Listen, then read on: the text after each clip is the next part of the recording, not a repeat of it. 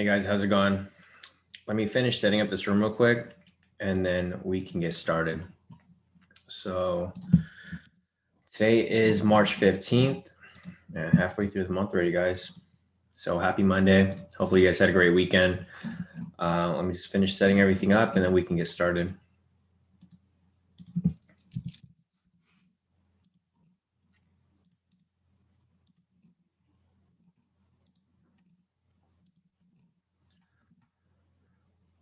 Let me get this link sent out.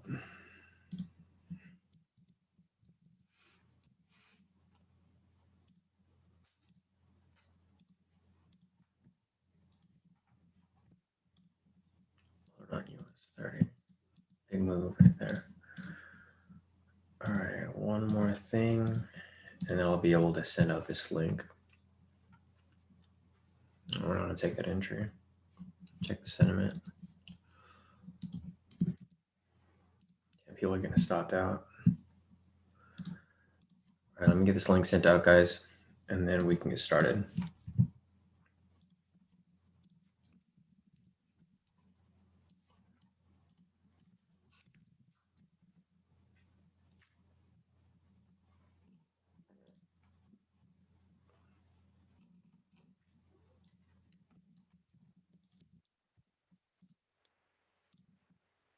All right, here we go.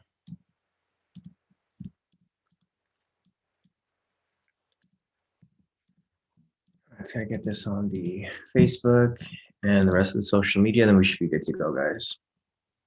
Post this up right there.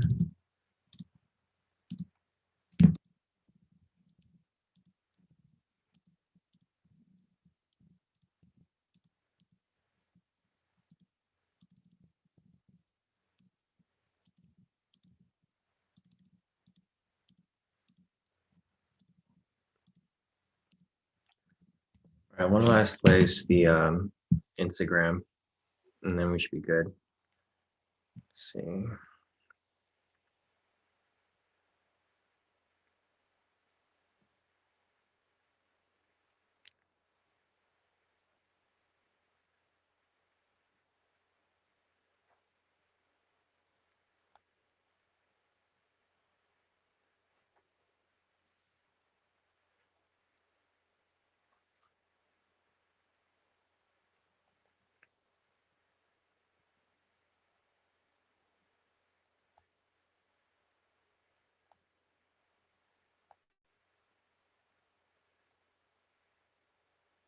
All right, I got this posted on the Instagram. We should be good. I'll send you over the Zoom link real quick, and then you guys should be good to go. So let me get the Zoom link for you guys in the premium group. And then we should be good to go. So guys, I'm probably gonna be focusing more on some scalps this week because the market is still moving kind of irregular. As you guys can see, you know, the US30 trade that we took last night, it hit stop loss and then it went straight to TP. So it's bouncing back and forth right now. I did look at market sentiment from over 80% to 78%. Looks like people are getting stopped out. So if you look at US30, people have been entering sell since yesterday. So like, you know, whoever entered like some short positions here, it looks like they might have hit some TP. Or if you took the daily entry yesterday, you know, the Josh's Sunday Fun Day strategy, then it looks like you would have hit TP yesterday. So he usually goes for like 750. So if he went for 750 here, that would have hit TP. If you went for full TP, 150 points, should be 1,500 pips. Looks like it's still currently running. But if you did follow, you know, Josh's normal strategy where he goes for 750 pips, looks like you would have hit TP with that already. So let me check the chart real quick, and then I'll see how everything is, you know, moving as we get started. So happy Monday, guys. Hopefully you guys had a great weekend. You know, I'm ready to get back to these charts. So I did look at the Forex pairs. I didn't see anything worth taking. There's this possible USD CHF position for a late entry up here that could possibly be entered, but I'm not really looking at that because it's going sideways, right? There really isn't much movement for USD CHF. Same with odd CHF over here. There's an entry that's available right here, but I didn't call it because it's just not really moving very much at all. So probably what I'm going to be doing, guys, is I'm going to be looking for some scalps, both for Forex and for indices. But, you know, obviously our main focus is going to be US30. So if I see any entries here, we will take them, but I just don't see anything, you know, available just yet. So if you guys have any questions, just put them in the chat, and then I can take a look while I begin my scalps. It's 6:30 right now, so maybe in the next 30 minutes, we'll start taking some scalp entries for US30. As soon as this is smoothing down, obviously you can see this big ass candle right here. This is the opening candle. So this is usually the manipulated move. After this, price can go one of two ways. After this closes in the next 2 minutes, price can either continue that direction or it'll correct back down to where it's supposed to be right here and go this way, right? So we need to wait for this to close and see how this moves from there. And then we can determine, you know, which direction we'll be moving. So if you look at the opening candle here from London, it's the same pattern I just mentioned. We have this big candle right here after the normal candles, and then it ends up correcting and going the opposite way. Same situation right here, this big candle right here. After this candle, price can either correct back downwards to where it was earlier and just drop back down, or it can continue pushing up this way. So we're going to wait to see how that moves. And once we determine the direction for the day, we'll be trading that direction with regard to the daily entry. So let me go check out the chat, and I think we're good to go, guys. So let's see. Let's see who's here today.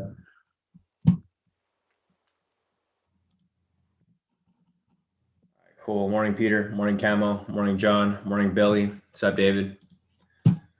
Morning, Patricia. Morning, Ricardo. Morning, Matt. Morning, Funky. Morning, David. Morning, Mark.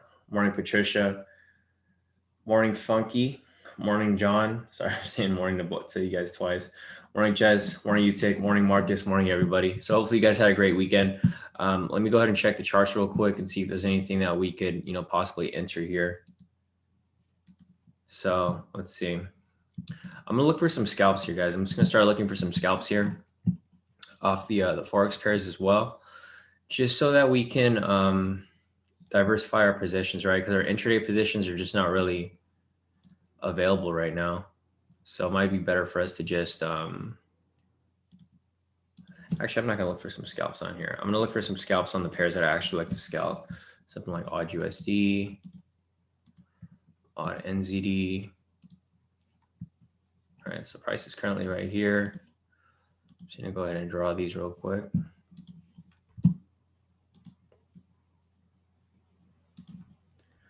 All right, so it looks like there is possibly a scalp setting up right here for odd USD.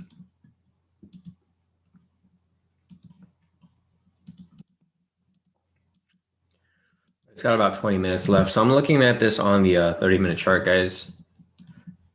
So I'm going to be marking these up and looking for some possible scalps right here.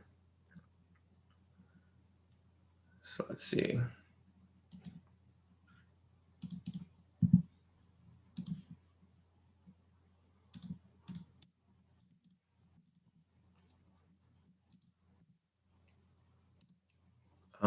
Let's see. I'll mark them with the purple marker. If they look like a decent scalp for us to, you know, possibly take here.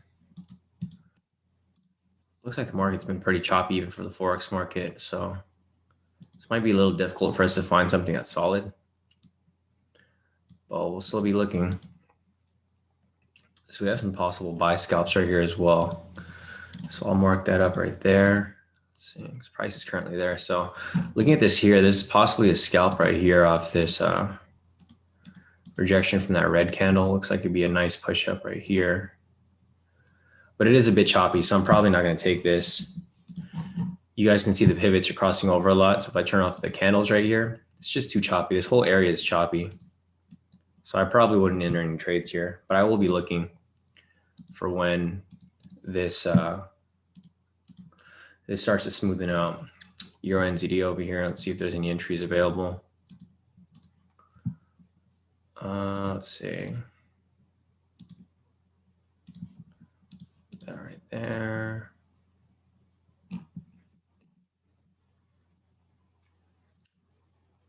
This is a big zone right here.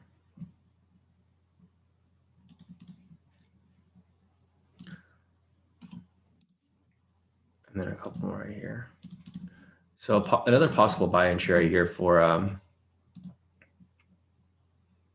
actually this is, yeah, you guys can see that there's a lot of choppiness because there's entries for both sides. So like, for example, over here, there's an entry above right here for a sell. So if you took that sell right there, let's see if it hit TP yet. Looks like it's on its way to TP right there.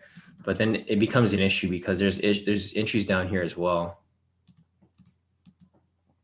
Right. So I'm gonna have to hold off on these. I'll keep looking at them, but we're probably gonna be really picky with our entries. We'll probably have to trade only in the direction of the trend. I'm trying to see here because it looks like if we traded only the direction of the trend, we might have missed some good trades here.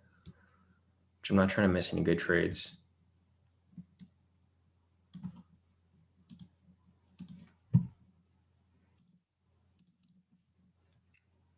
So looking at your USD right here, it looks like there's a couple entries that could have played out right here. It's this green one, I think. Yeah, this green one right there. This would have been an entry for a scalp right over here. But it looks kind of tight. So I'll just keep these in mind. I'll keep these in mind and I'll come back and look at them. But I think for right now, I mean, the entire market's kind of choppy. Look at all these zones right here. Generally, there's not this many zones that cross over. It's usually like pretty spread out. But because the market's been so choppy, there's just so many zones in this area. Let's see if I turn this off.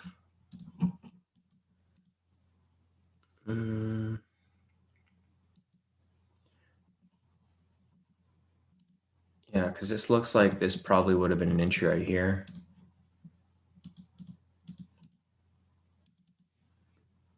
Looks like the market's just not, so this is GA, it's gonna be a little wider, 30 pips. It looks like it's been bouncing around. So it went up in profit, nearly full TP, or it came down halfway to stop loss, then halfway to full TP, then back down here. So this is still moving right here. Yeah, we'll probably have to wait for these markets to actually smoothen out before we decide to take these scalps. So I'll stick to the indices scalps for right now. If I see anything right here on US30, I'll come back to it. But here is the US30. Let me make sure these zones are proper real quick. So let's see. We have those zones set up right there. Let me see if it changed a lot. Not really. Same zones. So we'll leave those on right there. And then we'll see how this plays out. So if you guys were following my analysis earlier, like I mentioned, you know, on opening candle right here, this is the opening candle for London. Generally what happens, so I'll just replay to this area right here. Generally it happens when the market opens into a new big market, like either London market or New York. We have this big manipulated candle, right? When this happens, price can either correct back upwards to where it was right here and then continue on. So that's one scenario. Scenario number one is it'll correct back to where it was before the candle opened, or it can continue pushing down from here. But obviously you can see from right here, it did the first scenario. So market opened right there and then it just corrected back upwards, right? Perfectly like that. So same situation here with this candle right here. This was the opening candle, this green one. So what can happen here is price will either correct back down and then continue pushing that direction, or price is to continue where it was moving. But obviously you can see right here that price is correcting back down right here on the following candle. So we'll have to wait and see how this plays out. Once this candle closes, it'll either break back to where it was on open, or it's going to swing back down. My odds are going to say that it's going to swing back up slightly because looking at market sentiment over here, there's still a lot of shorts.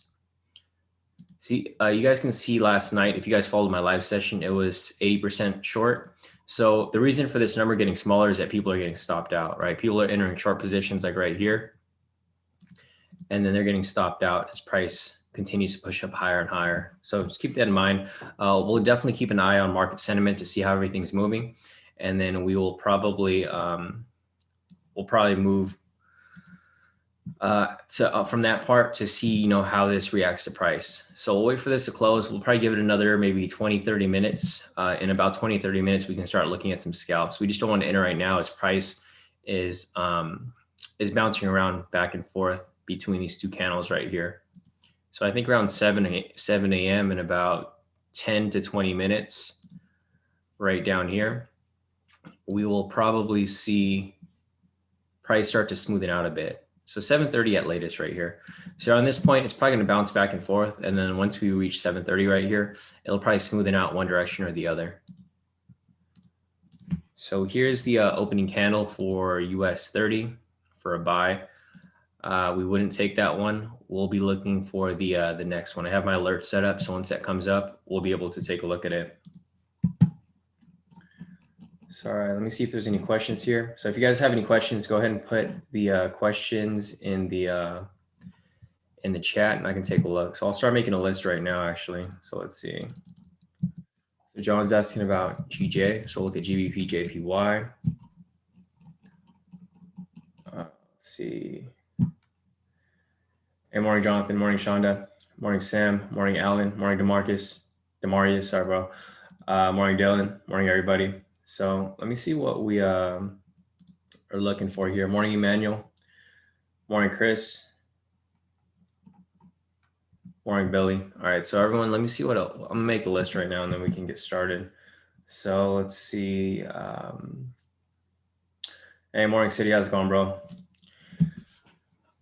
John said, when we do scalping for Forex pairs, do we use the same lot size we would normally use for a normal trade? John, so what's your, I'm trying to figure out like what are you referring to? Because you're saying, do we use the same lot size we would use for a normal trade? So I'm not sure if you're referring to a normal trade as a Forex trade or for an indice trade, because they're widely different. You should use a position size calculator. So if you want to use a position size calculator, I mean, there's a couple options that we have here. We have this app that David showed us the other week. Let me see if I can pull it up. Okay, so if you go to this website,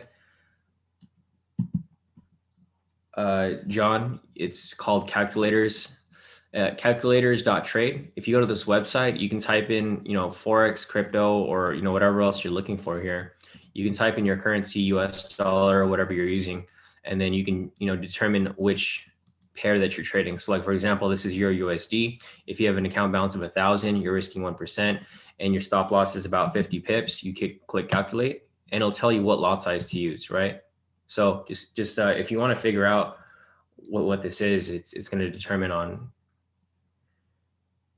Yeah, I mean, the scalping, it doesn't matter if it's a scalping trade or a normal Forex trade, you should still use proper risk, John. So you have to use proper risk, which is 1 to 3%. It doesn't make a difference if it's a scalp or if it's an intraday trade. So you can use this here to figure it out. I'm not sure what your account size looks like. I don't know any details to your account, so I'm not sure what your lot size would be, but it shouldn't be the same lot size, because obviously if you're trading intraday, your stop loss is going to be way wider, right? If you're trading intraday, your stop loss is probably 50 pips. If you're scalping, it's probably 15 pips. So you can see it goes from a 0.02 lot size to 0.7. It's a huge difference. So make sure to actually calculate it. Don't just guess. Like, don't think, oh, I'm supposed to use this lot size, because it's not the same. It depends off proper risk. So make sure you use proper risk, whether it be a scalp or whether it be a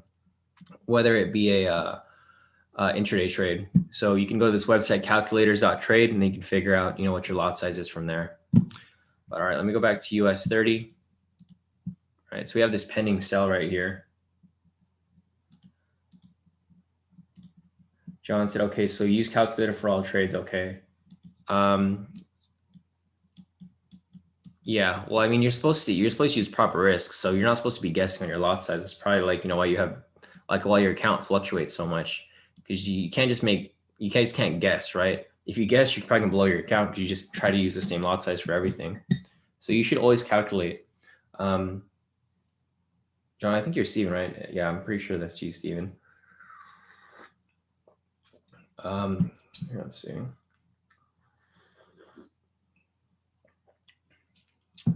Nice. Utic said he's still using the Friday night analysis. Nice. Yeah, so hopefully that position's working for you, Utic. But let me go through the questions real quick and see what else we've got over here. Let's see. Yeah, so Billy wants me to take a look at the DAX too. So Billy, DAX 30. All All right, yeah, no problem, John. All right, so those are the only questions I have right now. So I'll go ahead and take a look at those. Let me check the scalps real quick.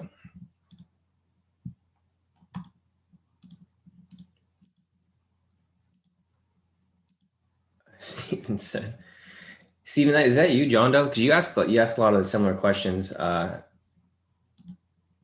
Your question now is for scalping US30, do we put a pending order? I mean, it depends on you, bro. If you want to enter a market, if you want to enter a pending order, it depends on where you enter the trade, right? I think you should go back and watch the video, Steven, because a lot of the questions that you're asking, I mean, they're really repetitive questions. You know, there's no specific answer to your question. You have to like be more detailed with what you're entering.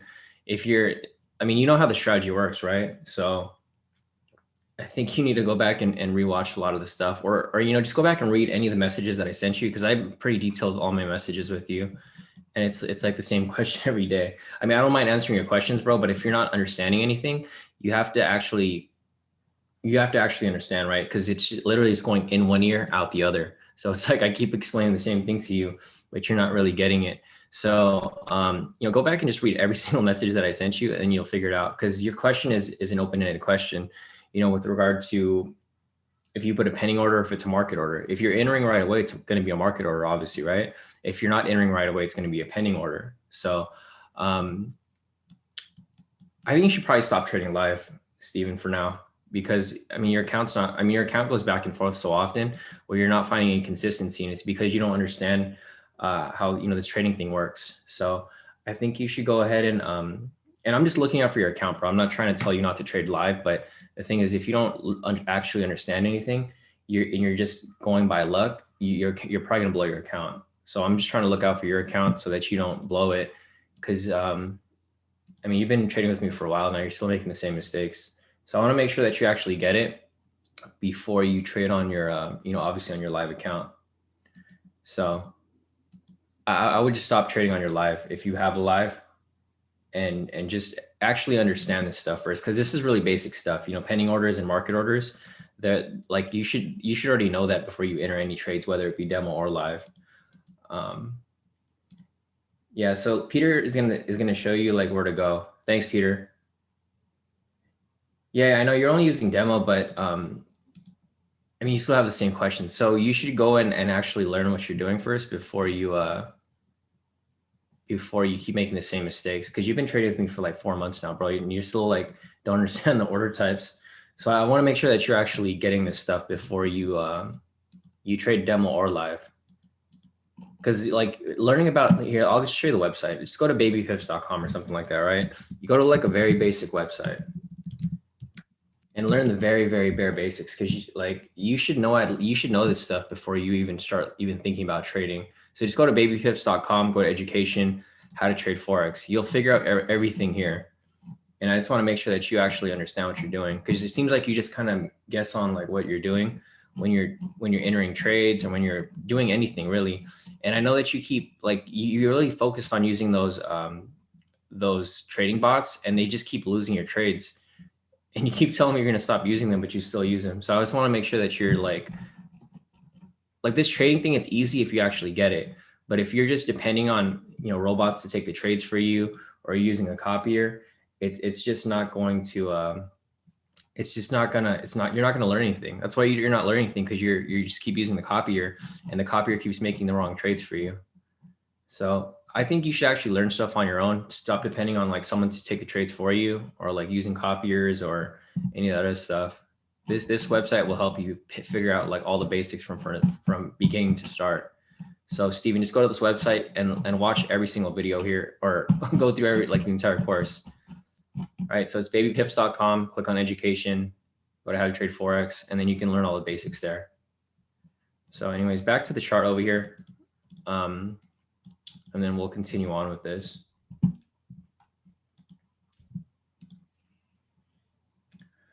Good morning, Angela.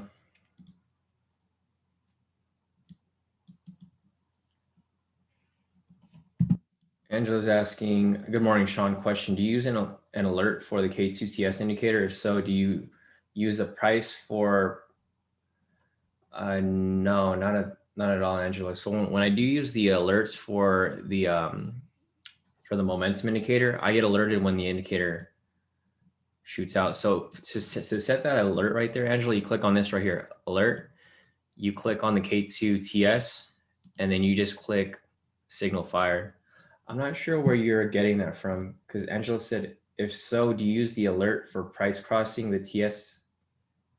Yeah, you click signal fired, Angela. I don't even see that option there, because you're saying price crossing, but if you drop this down, the options are above here. So I'm not sure where the confusion is with that. But if you're going to send the alert, set the alert for the K² TS, if you get a buy or sell signal, like for example, right here, if you want an alert whenever the buy or sell signal appears, then you would just click alert, K² TS, and then, obviously buy or sell. But if you do signal fired, it'll give you an alert for either one. So I just click signal fired, and then I click once for bar close, and then create. So that's how you would set the alert using the K² TS indicator. Looks like we have a pending order here for US30, guys. So I'll be watching for this. I'm not sure if I want to take it. I'm probably not going to take it. If it's a sell, I'm probably not going to take it, guys, because the sentiment is it's too high for a sell here. So the sentiment's about 77%. I don't want to trade where the majority of retail traders are trading, because they're probably going to get stopped out. So if we do get the sell signal here, I'm probably not going to take it. Oh gosh, okay, Angela, it's okay. That's a common problem where sometimes people like this, yeah, if you set the condition to the pair, that's where it gets kind of confusing, right? Because you don't know what to put in these parameters here. So in order to fix that, you just click this to K² TS or K² momentum, and then from there you can choose signal fired, and then you don't have to put any of those other information on there. So let's go back to the scalps over here. It looks like we might have a sell scalp that's available right here. I mean, this is a really risky trade, but I'm kind of tempted to take it right here for a little small scalp.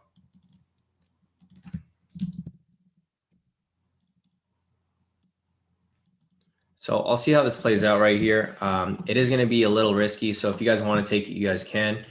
But we'll see how it closes out. We have the rejection off the structure right there and rejection off the pivot. So this could be a possible entry.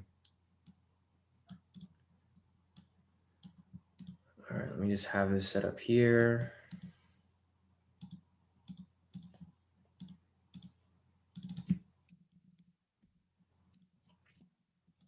All right. So let's see how this closes out here. We got about 30 seconds left on this candle. I'll probably take this for a small lot size, guys. I just want to wet my feet, right? I want to wet my feet with these trades so that I can start building confidence for the rest of the trading day. So I might take a small position here, like a really small one, nothing too big. And I'll let you know if I do take it. If it closes bearish, I'll probably take it. If not, then I'll probably hold off for a bit. Let me check the zones to make sure there's nothing below it, because that's one problem that we always run into.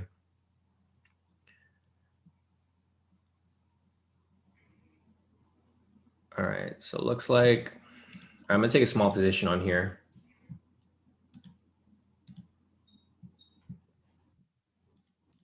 All right, so I'm in this position now, guys. This is a scalp right here that I'm currently in. So let me just set my parameters real quick. Let me see what it looks like. What's the difference? So 328.5, 32848 minus 32833. So it's off by about 15 pips, not a big difference. So here's the parameters on TradingView. I'm going to set my parameters here on my MT4. Let's see. So it's off by 15 pips. Let's see. Stop loss is going to be 3.2. I need to calculate this. I don't want to miscalculate it real quick. Let me see. So we got about 32904 minus 15. All right. So that's my stop loss on MT4. It's going to be 32889. TP is going to be, let's delete this. 32804 minus 15. All right, so TP is going to be 32789.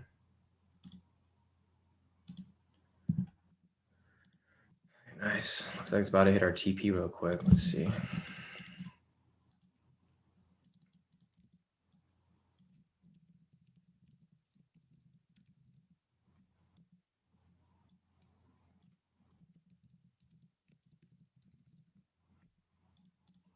right, it's on its way to full TP. Almost there, guys.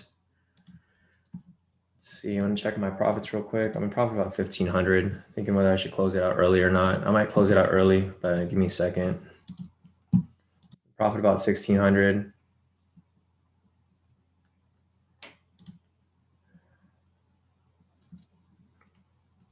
All right, I'm just not really feeling this trade, guys, so I'm probably gonna close it out right now. Give me a second.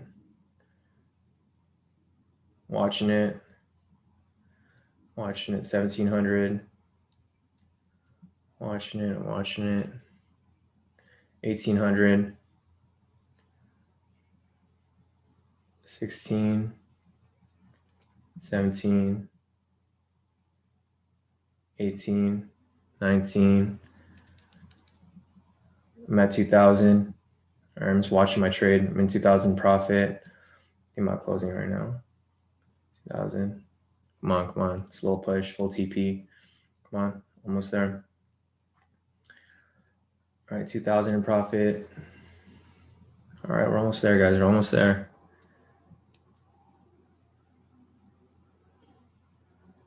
All right, I'm closing out. I'm out at 1,700 in profit. So I'll show you my profit real quick. I'm already out of the trade. If you guys want to hold on to it to full TP, feel free. I'm happy with my profit. I'm not going to complain about having 1,800 in profit. I could have had 2,000, but I closed it out early. So it's all good. I'll show you guys my profit right now. So I did take that one trade right there. So I'm just going to show you guys I actually take these trades, you know. So there you go. There's my profit right there. 1,817 off that trade right here. So off this one trade right here, I was only in it for like a few seconds or maybe a minute or so. You guys can see my profit right here. I locked in 1,817 profit right there off that trade. So if you guys want to hold it to full TP, feel free. I'm already out of the trade. So there you go. It's about to hit full TP. It's all good. I'm not complaining. I probably threw away maybe like $500, but I'm still in profit, 1,817. So I'm not complaining. I'm fine. We'll hit the next trade. There we go. Full TP, guys. Full TP. So there you go. Full TP off that scalp. Congrats to you guys who caught that with me. Here we go for another one. So hopefully you guys got that. Nice. Jalon said 5K off that scalp. Congrats to you guys who took my trade. So you guys can see, man, full transparency right there. You guys saw me identify the trade. You guys saw me call the trade, took it, showed you my profit. You know, if you guys want to vet someone who can really trade, tell them to do this for you. Tell them to trade live for you. If they can't trade live for you, then they can't trade. You know, obviously there's a lot of scammers in this game, guys. So you know, don't get caught up with a lot of those, with a lot of people who like, they'll show you charts. Like if you guys watched my session on like Friday, I showed you guys how people scam people, right? What happens is they'll do this. They'll tell you that they want to enter a trade somewhere.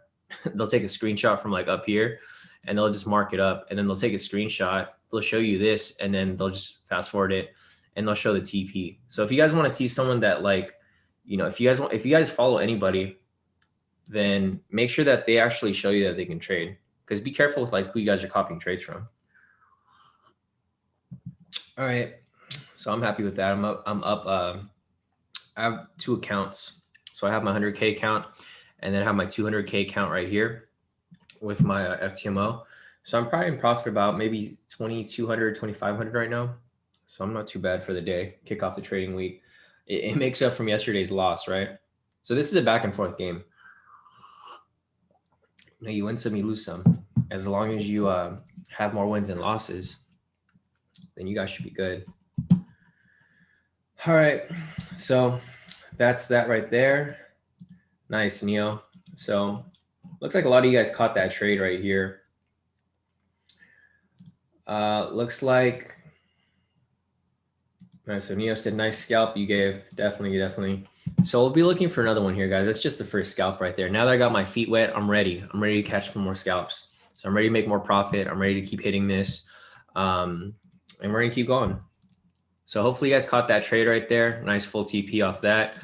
And I'll start documenting these trades too, guys. So starting today, I'll start documenting these scalps. So let me just going to mark this up on my chart.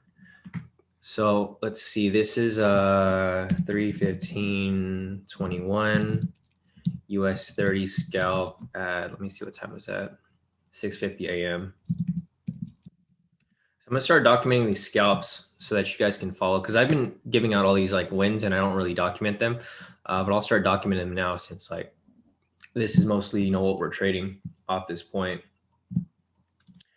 Mark's asking, what count size is good to scalp US30? You should have like at least 1,000. Depends on your broker, Mark. Some brokers require less, some brokers require more. So if you're using a standard broker, it's going to be about 1,000. If you're using a mini broker, then you can use about 500. So it just depends on your broker, Mark. So if which broker you're using, if you let me know which broker you're using, I can probably answer your question better. But it just depends on which broker. Because if you're using something like Hugo's Way, which uses standard lot sizes, then you need about at least 1,000. If you're trading with like CoinX or something that's like smaller, then you can use that as well. I mean, you can use something smaller. You can use like the 500. Something like CoinX, FX Choice. It just depends on your broker. So yeah, if you can if you can let me know which one you're talking about, I can be more detailed in my response. All right, nice. So hopefully you guys caught that profit. Looks like all my accounts closed out in profit. Let's see, my 100K account, I made about 85. Here, I'll just add it up real quick. So I have two FTMO accounts. I have 100K, one 200K. That's in the challenge phase right now. So I have about 858 off that, 858 plus my 200K account. I made about 1,817. All right, so I'm in profit right now, about 2,600 for the day, which is not too bad. All right, so let's look for that next one.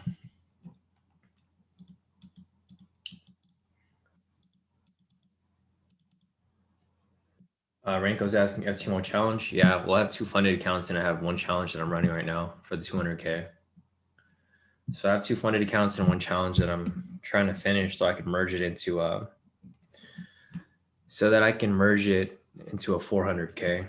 So that 200K should be done by like next month, hopefully. Or actually the month after, because I have to do the verification after this. So John's asking, I wasn't able to put stop loss in TP, but still made 193 using a 1.0 lot size. Nice, Steven. Yeah, not bad. Yeah, you know, I can't like, you have to enter these right away, Steven. You can't like think about it, because like that scalp, you know, we were only in the scalp for about like 5 minutes or like less than 5 minutes, and then it hit TP like literally right after. So let's see how far we were in that scalp for. We were in that scalp for about, entry happened right here. We were in that scalp for 1, 2, 3, 4, like less than 4 minutes. Less than 4 minutes, we hit full TP right there. So that's why you guys got to be quick with these scalps. When I call the scalps, you guys can't think. You guys can't be like, oh, should I take this? Should I not? If you want to take it, take it. If not, then you have to hop in or out, you know, right away. Let's see. Yeah, like what John just mentioned right here, he said if you have under 500, trade SPX, be safer. SPX moves kind of similar to US30. So if you want to trade indices and you don't have enough money, you should probably just trade the SPX instead. So let me just scroll up real quick, see what else I missed over here. All right, so I'm just going to skip over the questions that I've already answered. All right, so Neo's asking, can you look at Nasdaq 100 SA time? It's volatile around 4:30 p.m. Neo, sorry, but I can't look at South Africa time. I'm in the US, bro, so I can't change this just to look at your time. Figure out what the US time is, Pacific time, and then I can take a look. But I'm not going to go and change my time zone because you're located somewhere else. I'm going to stick with my time zone, and I'll take a look at that. So let me just add you to the list here. So Neo wants me to take a look at Nasdaq 100. Or if it's around this time, you can just say this time. You don't have to give me like, you know, South African time, because your time is way different from mine. I don't even know what your time zone is over there. And I'm not going to mess with this because it's going to mess up my own time zone here. So first question was GJ from Steven. So I'm not sure if you still need that, Steven, but I'll take a look at it anyways. So here's GJ. I'll just mark this up for you right now. Zoom out from this point.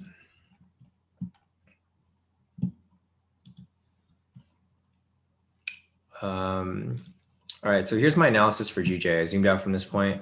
Actually, let me go back to US30 real quick. All right, so there's no entries coming up, so we're fine with that right now. But anyways, I'm gonna go back to GJ. So I'm gonna look at this for Steven. I'm gonna zoom out from this point. First thing I do is I turn on the K²SR indicator. And then from here, I go ahead and draw my zones. So zone down here. We have a zone right here. Zone right here.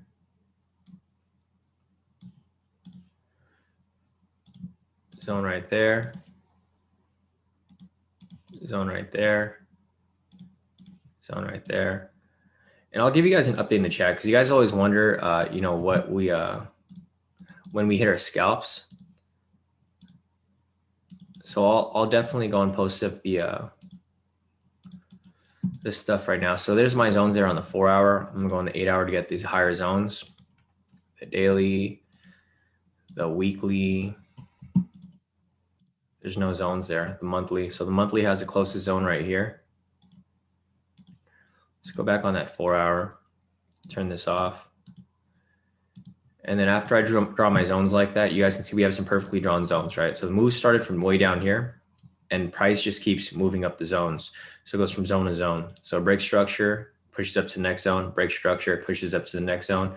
The next thing I'm gonna do here is I'm gonna turn on the momentum indicator. So as you guys can see right here, if you guys followed this pattern, you know, way back, like from the beginning of July, I mean, the beginning of January, the beginning of this year, you can see that when we have a rejection followed by a buy signal and price ends up breaking, closing past the structure right here, price ends up pushing up to full TP right there. Same situation over here, price breaks structure again, pushes up to the next structure up here. So what do you think is gonna happen from this point? Price ended up breaking structure right here. In our long position, looks like this is still technically active right now, running to full TP. So GJ right now is bullish and it's probably gonna push up to complete this move for full TP. The full move is gonna be way up here, which it may continue pushing even higher up to there. So GJ is bullish right now, and this is our this is going to be our bias for this specific trade for GJ right here. So that's my analysis for GJ. Let me go see what we have next over here. Billy wants me to take a look at the DAX. I'm sure Billy's referring to DAX on the 10-minute, right? So let's go over to the DAX real quick. Or actually, let me send you guys this update in the chat because a lot of you guys are always ask about, you know, what the scalp moves are right here. So let's see, we got this.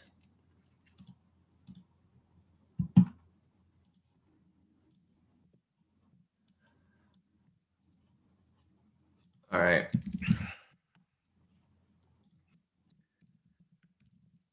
Nice US30 snipe scalp win just took the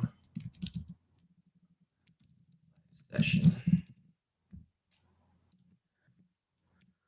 All right, cool. Just giving you guys an update for that real quick so that you guys can see what trades we've taken on the live session. Because a lot of people ask me later on, later on in the day, they're like, hey, can you go over that scalp that we went over during the live session?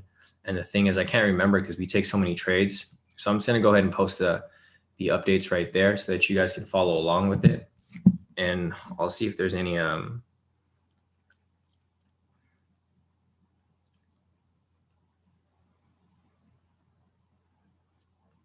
man, the MT4 app is freaking slow. It doesn't even load on my end.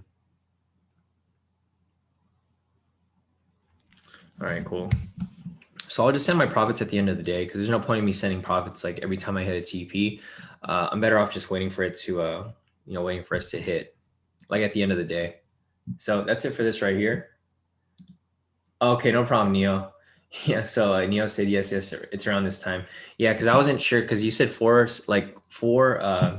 o'clock your time. I don't know if that's like way different from mine, but I'll look at yours right now, Neo. So I'll take a look at that next. Steven said in just minutes, I made what normally make during doing Uber.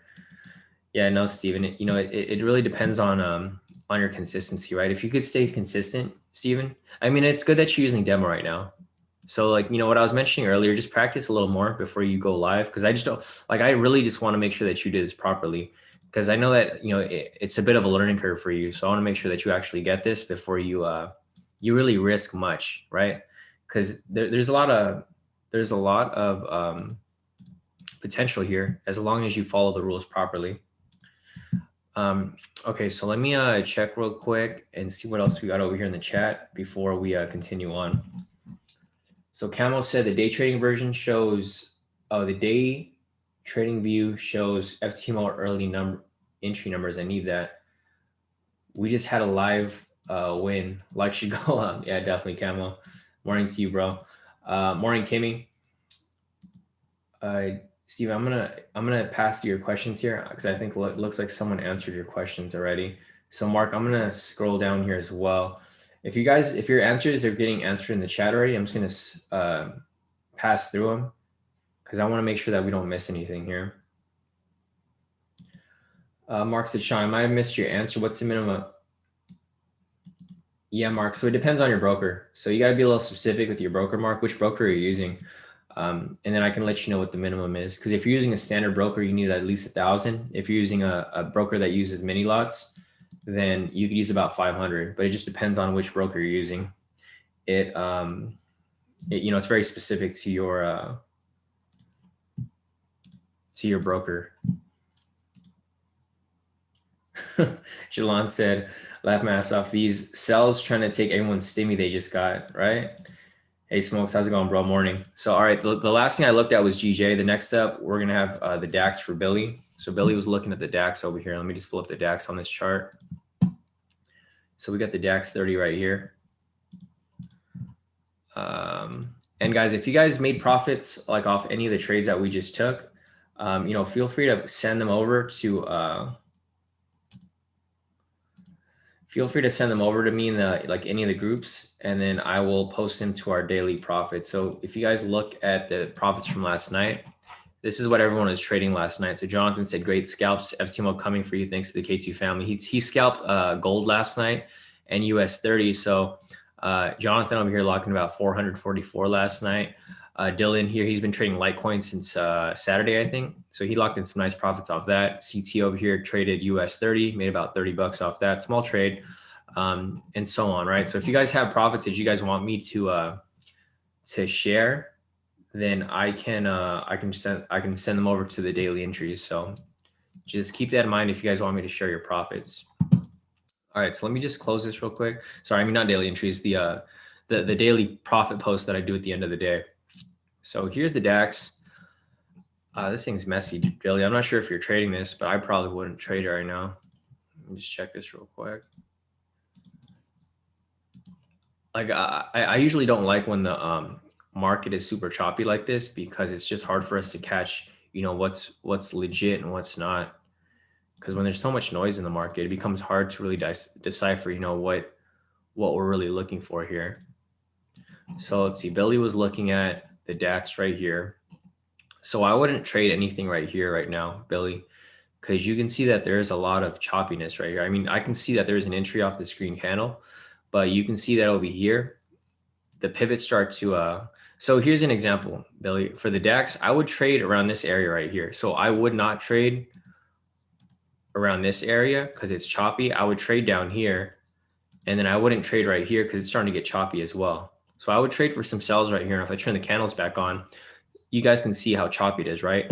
It gets really choppy around this area. It smoothens out, then it gets choppy again right here. So looking at this, Billy, the most recent entry. So if we ignore these areas here, the most recent entry would actually be right here, this green candle. This is the last decent entry that I see here. We have the rejection off the pivot, rejection off the structure. We would enter a sell right here for full TP right down there, right? Right here, I wouldn't take these because you can see that there's rejections on both sides. Like for this red candle right here, looks like there's a rejection from above and a rejection from below, where it just starts to get a little choppier. Like right here, how this, well, not just this candle right here, but just this whole area. So looking at this area right here, let me just circle this. See how it's just choppy, it's just going sideways? This is directional. So right here, directional, I would take some trades here. Choppy, I would avoid this. Directional, I'd take trades here. Choppy, I would avoid this here. So I wouldn't trade the DAX right now, Billy. I'm not sure if you're looking at it, but I personally wouldn't enter anything for this specifically right now. So that's it for the DAX right there. I'll go back to US30. Or actually, I'll go to the Nasdaq because I think Neo wanted me to take a look at Nasdaq, right? So let's go to Nasdaq real quick, Neo. Sorry, I changed my symbol. So I see US 100 and I get mixed up with that being the Nasdaq. So here's a Nasdaq. I'll see if there's any scalps that are available right here, since Neo said it starts to get volatile around this time. And it's volatile around this time because it's New York Stock Exchange. Neo, I'm not sure if you're familiar with that, but the New York Stock Exchange opens at 6:30, and that's why it's so volatile around this specific time. But I don't think this is one that I would take either because it's so choppy right here. And I'll show you again what I mean by that. Because some people don't know how to understand, like they don't know how to decipher market structure when price is choppy or when it's actually directional. But just looking at the Nasdaq right now, this is just like way too choppy for me. So if I turn off the candles, let me just zoom out from this point. If I turn off the candles right here, you can see that I probably wouldn't trade within certain areas. Like I wouldn't trade around here. I wouldn't trade around here. I wouldn't trade around here. And I probably wouldn't trade around here either. So you guys can see how price becomes directional right here. So I would take sells here. I would avoid this. I would take buys here. I would avoid this, take sells, avoid this, buys, and then avoid this right here. So I wouldn't take any of these trades right here, Neo. But I'll turn this on real quick and I'll show you if there's anything good here. So for example, like I mentioned, we don't trade around this area because it's so choppy. As soon as price breaks above like this area over here, I would take some buys, right? This is a nice buy right here. It's rejection off pivot, rejection off structure, full TP. So that's perfectly fine. I would take a buy right there. I would take a buy right here. Rejection off this red candle. So if you took any of these two entries, full TP right there.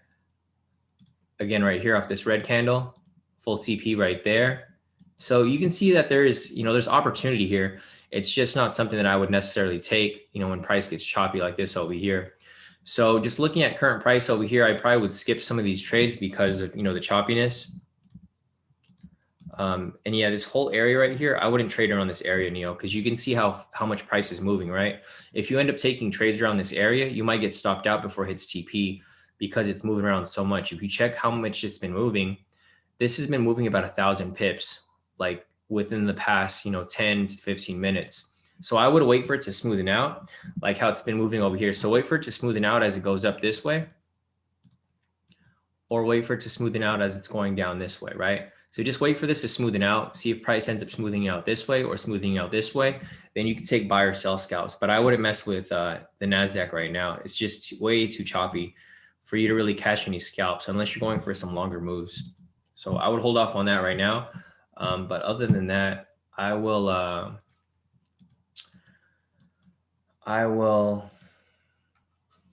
follow it. I'll follow it, and we'll see where it moves like an hour from now. Because right now, it's not worth entering.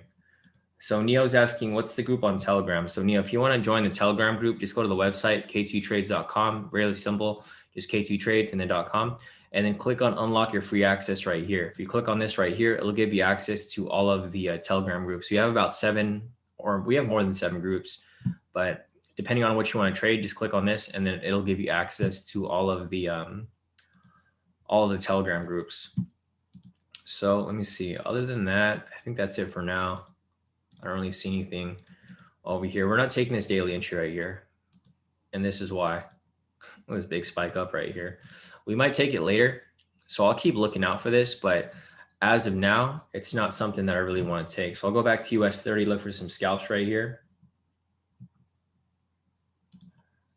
So there's no scalps that are available at this time, but we'll be waiting for it. Here, let me check my schedule for today as well. So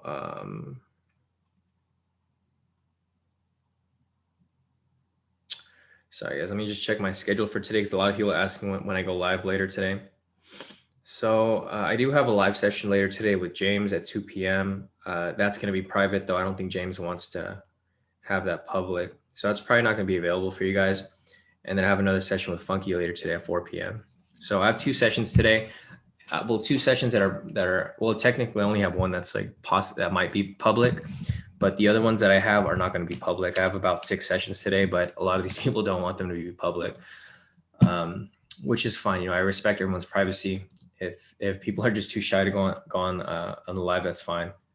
But I'll let you guys know if we end up having any other sessions today. But anyways, back to the charts here.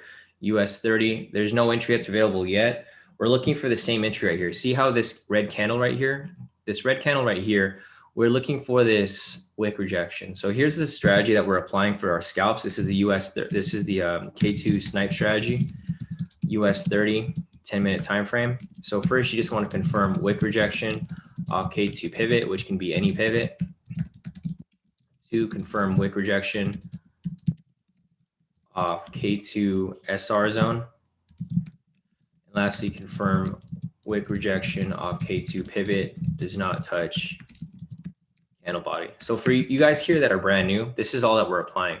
This is the K2 snipe strategy. We're waiting for a wick rejection off a K2 pivot, which are going to be these red, green, yellow, red, orange lines right here. So we just want a wick rejection off it. So for this candle right here, we had that wick rejection off that green pivot. Next, we want to confirm a wick rejection off the K2 SR zone, which would be right here. So we have both requirements met. And we just want to make sure that this green pivot doesn't touch the body, which it doesn't. That's why we took the sell entry here for this full TP. So that's basically what we're looking for here, guys. We're looking for another wick rejection. So for example here, if this was to reject off the pivot and the structure, it would be a sell entry, right? But there's no structure rejection. So that's why there's no entry for that now.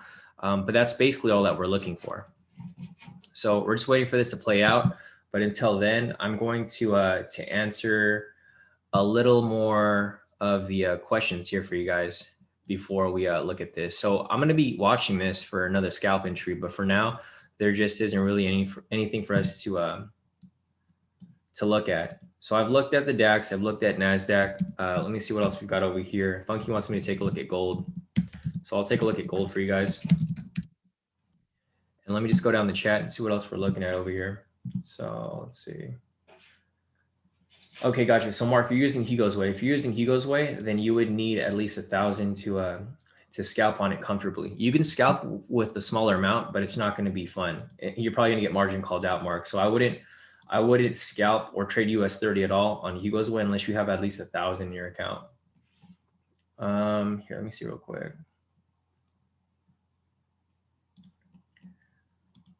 John mentioned, I just noticed another market's going to sell mode for US30. Is it a buy mode over for now? Not necessarily. We're not predicting time ahead of time, Steven. We're just waiting for price to react. Well, like we don't want to predict what's going to happen, an hour from now. We just want to see if there's any scalps and we're going to take those trades, but we're not necessarily looking ahead, because the problem with this is that you can see from here that the sentiment is starting to drop, right? It's 76% now.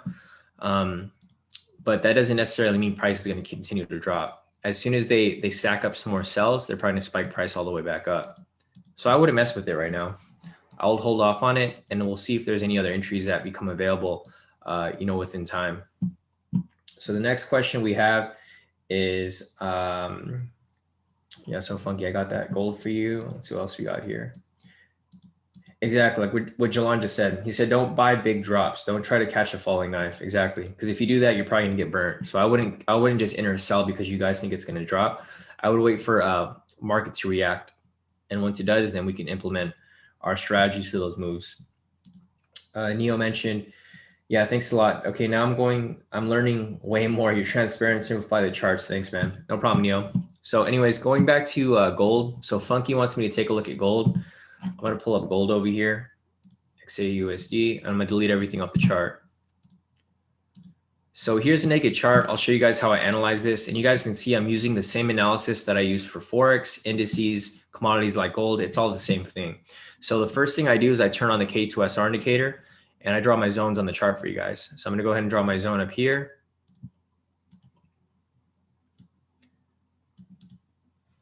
We have another zone right here. We have a zone right here. zone down there, right here, right here, and lastly, over here. So the next zone that we need is the lower zone. We'll go in the 8-hour to find that, the daily, the weekly, and there we go. We have the next zone way down here. So once we have these zones drawn up, I'm gonna go back on the 4-hour, turn off my K²SR indicator, and you can see that we have some perfectly drawn zones on the chart for you guys. So price broke into the zone back in January 8th of this year. And since then it's been dropping, right? So looking at gold here, I'm gonna turn on the momentum indicator, and you can see the same pattern that we've been looking at has been playing out time and time again, right? So for example, right here, we have a rejection from here. We have a sell signal. From this point, price pushes down to the next structure right here, right? As soon as price breaks structure again right here, same pattern, pushes down to the next structure here. As soon as price breaks structure again here, down to the next pattern over here. And then again right here, price breaks structure again right here. And it just keeps dropping down and down, right? So it's the same pattern that just keeps repeating itself right here. It looks like price retested a little bit. So check this out, right? Or here, let me just show you real quick. So this played out here. It was a break and retest, right? Price broke down, retested the structure right here. And then what happened here? The same exact pattern, right? We have the rejection from this point. We have the break and close past structure right here. Sell signal right here. If you took that sell, looks like depending on where your TP is, this is about a 300 pip move. That's kind of big, right? You guys don't usually move for that much. I think like 100 would probably be the sweet spot for it if you're trading intraday, or I mean, depending on how you guys trade it, right? It just depends on how you trade it. If you trade it for 100 pips, you would have hit full TP right there. If you traded it for 200 pips, same situation there, right? It just depends on how you trade it. So, you know, depending on your target, if it's 200 pips or 100 pips, either way would have hit TP. I don't think any of you guys would have gone for 300 pips. That's kind of a big move, depending on how you trade it. But I don't think most of you guys go for that big of a move. If you guys did take that, it's still running right now. It's not technically done yet, but I don't think any of you guys go for that big of a move for gold right here. So Funky, just looking at price right now, looks like it's coming back to retest that structure, but it can drop. So the reason for that is because we have a buy signal here, but it's invalid, right? It's invalid because it's a buy signal with a red bearish candle within it. In order for it to be valid, it's going to have to be a buy signal with a green bullish candle like this, right? Where it pushes up. For here, it's an invalid signal. So I think what's going to happen here is this. I think what might happen here is it's going to retest structure. You can see it broke structure right here, right? So here's a break and close past structure. It came down, and then now it's going for a retest of the structure. It's going to retest it, and then I think after it reaches this point, it's going to reject off it again, and then it's going to come right back down, right? So this might be what happens. This isn't guaranteed that this is going to happen, Funky. So if price ends up if it pushes up to this point, it can do one of two things. It can either continue pushing up a little higher and break above here. If that happens right there and it closes above there, then it's going to keep pushing up higher, right? So that's scenario number one. Scenario number two is price can reject off this point and come all the way back down. So there's two different scenarios that can play out here for gold, Funky, and it just really depends on, you know, how it ends up reacting to the structure right here. And that's what I mean about not entering trades just right away. You want to wait and see how price reacts to this structure right here. It's either going to break above it or it's going to come back down. So it just depends on what happens from this point. You know, one other confirmation you can use is look at the dollar index. So if you go over here and you look at the dollar index moves opposite of gold. So you can see right here that the dollar index is going up, right? If this continues to push up, what do you think is going to happen from this point, Funky? Gold's going to come down, right? So our bias right here is probably going to be for a sell. Because if you guys are familiar with how the market moves, when price is going down, that means that the second currency is stronger than the first currency, which is the US dollar. If the US dollar is strong, then gold's going to drop, right? Vice versa, if price is going up, that means that the first currency is stronger than the second currency. So if the dollar is going down, then you would buy gold, right? Because price is going to go up. But right here, the dollar is strong. So if the dollar is strong, what do you think gold's going to do? It's going to come down. It's going to reject off this point, and then it's going to drop from there. So just keep that in mind, Funky. I think it's going to be a sell bias, but we'll have to wait and see how price moves from this point here. Don't just enter right away. Wait and see how price moves from this point. If we get a sell signal, then you can take the sell. If we don't get that sell signal yet, don't take it yet. Just be patient. So that's it for gold right there. If you guys have any other questions, feel free to put your questions in the chat so I can look at your questions. Otherwise, I think we are. Otherwise, I think we're just going to be waiting right now at this point. So until we have some scalps here, we'll take some scalps. Until we have some intraday moves, we'll take some intraday moves. But until then, I mean, we're pretty much just going to be waiting until something appears. So let's see, Jelon wants me to take a look at Bitcoin real quick. So I'll pull up Bitcoin for you guys. And I'm going to do the same exact analysis. So I'm going to delete everything off the chart. And you guys can see that the same analysis works for everything, right? You guys got to remember to keep trading simple. If you make it too complicated, you're never going to find any trades. You're just going to keep doing the same thing over and over again. And you're probably going to miss a lot of decent entries because you're too focused on like way too many requirements. You guys can see here, I only use about 2 or 3 requirements. It's not that difficult at all. And it works. So what you guys got to do is figure out what works and then just rinse and repeat. All right. So looking at Bitcoin right here, you can see it's bouncing around structure, right? It broke into this structure right here. I'll just make this one big zone. There's no point in me mixing this up right here. All right, so looking at Bitcoin right here, price breaks into the structure, consolidates a bit. As soon as it breaks above, right here, same pattern, right? As soon as it breaks above the structure, what happens from that point? Pushes up higher. So if I turn on the momentum indicator right here, you guys will see that this played out exactly how we would have anticipated, right? So check this out. Same analysis that I just did for gold, I'm using it on Bitcoin. We have the rejection from this point right here. We have the buy signal right here. What happens when price breaks structure, right? So if I go back and just replay this right here, you guys can see what I mean. So looking at Bitcoin right here, rejection, buy signal, breaking close past structure. What happens from this point? It's going to push up to the next structure, right? So we follow it. And what do you know? Full TP right there if you would have taken that trade, right? To the next structure right there. Again, right here, what do you think is going to happen when price breaks and closes past this structure above here, right? We zoom out forward right here. And the reason why we're looking for buys here is because we have a buy signal right here. So if we have a buy signal, our bias is going to be for a buy. So check this out. Price broke and closed past the structure right here. What do you think is going to happen from this point? Long position here. We push up to the next structure above there. And then we let this run. See full TP. It's the same pattern that keeps repeating itself, right? I mean, this is what I mean about keeping trading simple, because a lot of people want to overcomplicate it. So again, opposite way right here, right? We have price break above the structure, rejects from that point. It closes below the structure here. We have a sell signal. What do you think is going to happen from here? Right? It's the same pattern. It doesn't matter if you're trading Bitcoin. It doesn't matter if you're trading Forex, commodities like gold. It's the same thing. It's going to push down to this point right here, right? Check that out, full TP. So if you guys learn the strategy that I'm teaching you guys, because I teach this to everybody, like I mentor everyone to learn the strategy. If you guys learn this, it's not difficult at all, guys. It's really simple. Like again, right here, it breaks structure and it just keeps playing out, right? So I'm gonna just close this out. And then you guys can see right here, that's the same thing just over and over again. So I'm just gonna delete this. And Joel, I'm just looking at Bitcoin right now. Let me go over to the current price. Just delete everything off this. Current price right here. So we have a sell signal, right? What do you think is going to happen? I think this is going to continue to drop possibly. So we have the rejection from this point. We have the break and close past structure right here. We have the sell signal right here. So we have a sell bias.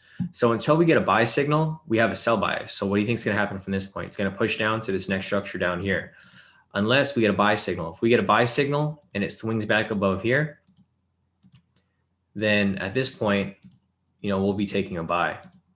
So just keep that in mind right here for Bitcoin. Obviously, we have a sell bias right now. So this is probably what I see happening, Jill, for Bitcoin.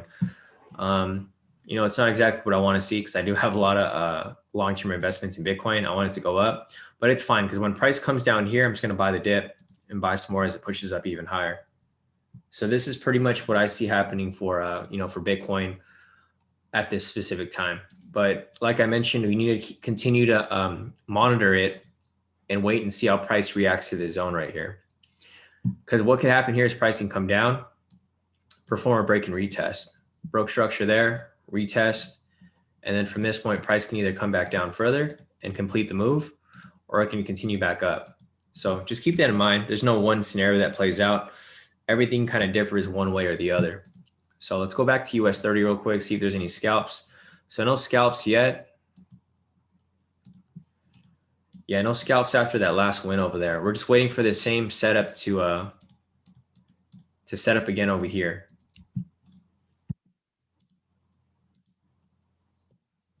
All right, so let me check out the chat real quick and see what else we're looking at over here. Luis said, bought some AMC Cinema coming back 15K day. Oh my.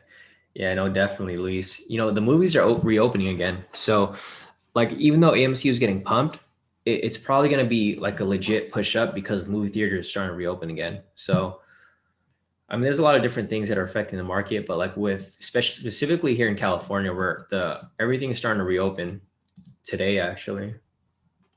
Yeah, it actually looks nice outside. I finally get to go in the gym indoors, guys. Like, you guys don't know how much that means to a lot of people here, gymming indoors, because it's kind of cold over here.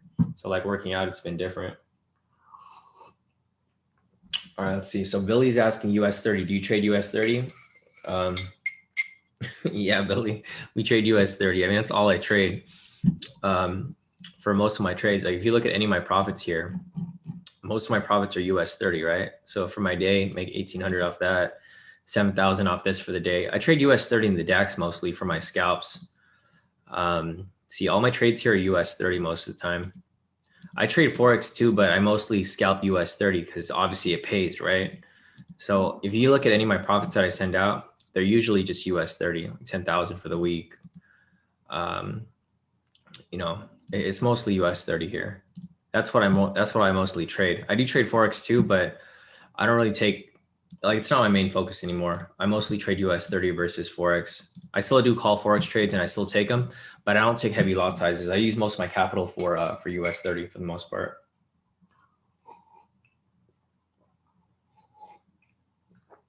All right, let me see if there's anything else real quick.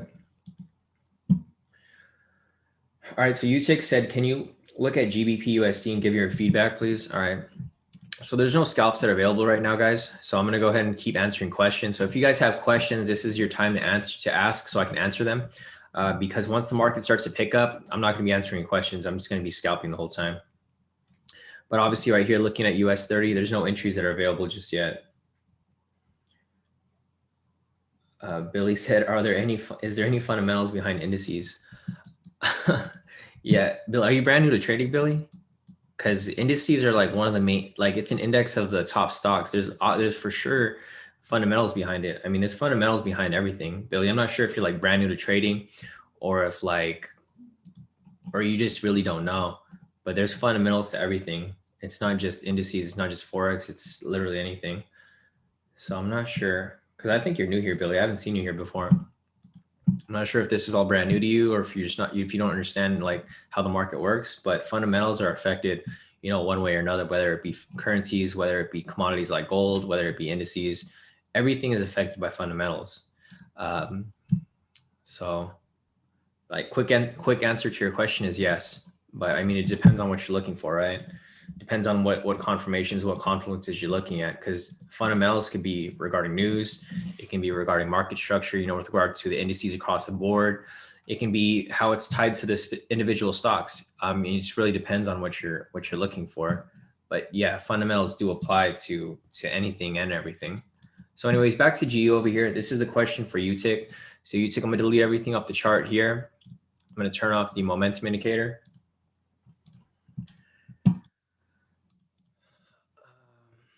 See.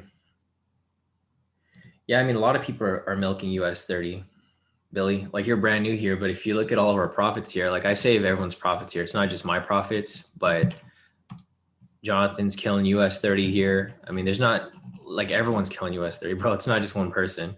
You know, CT over here is killing Nasdaq right here. If you look at all of our profits here, I can go to any date here. If you want to zoom to any date, March 5th, Quen, US30, right? We're all killing US30 here. It's not just one person.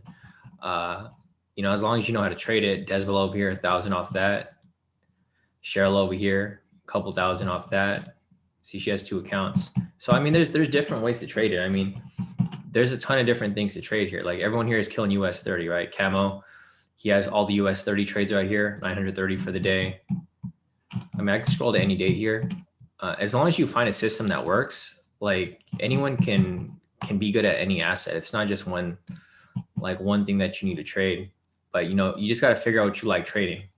So if you like trading US30, like everyone else over here, like you can see, you know, the profitability of using my strategies here for not just US30, but everything right here. Like here's CSUP, you know, 1,600. It just really depends on, you know, what you're applying.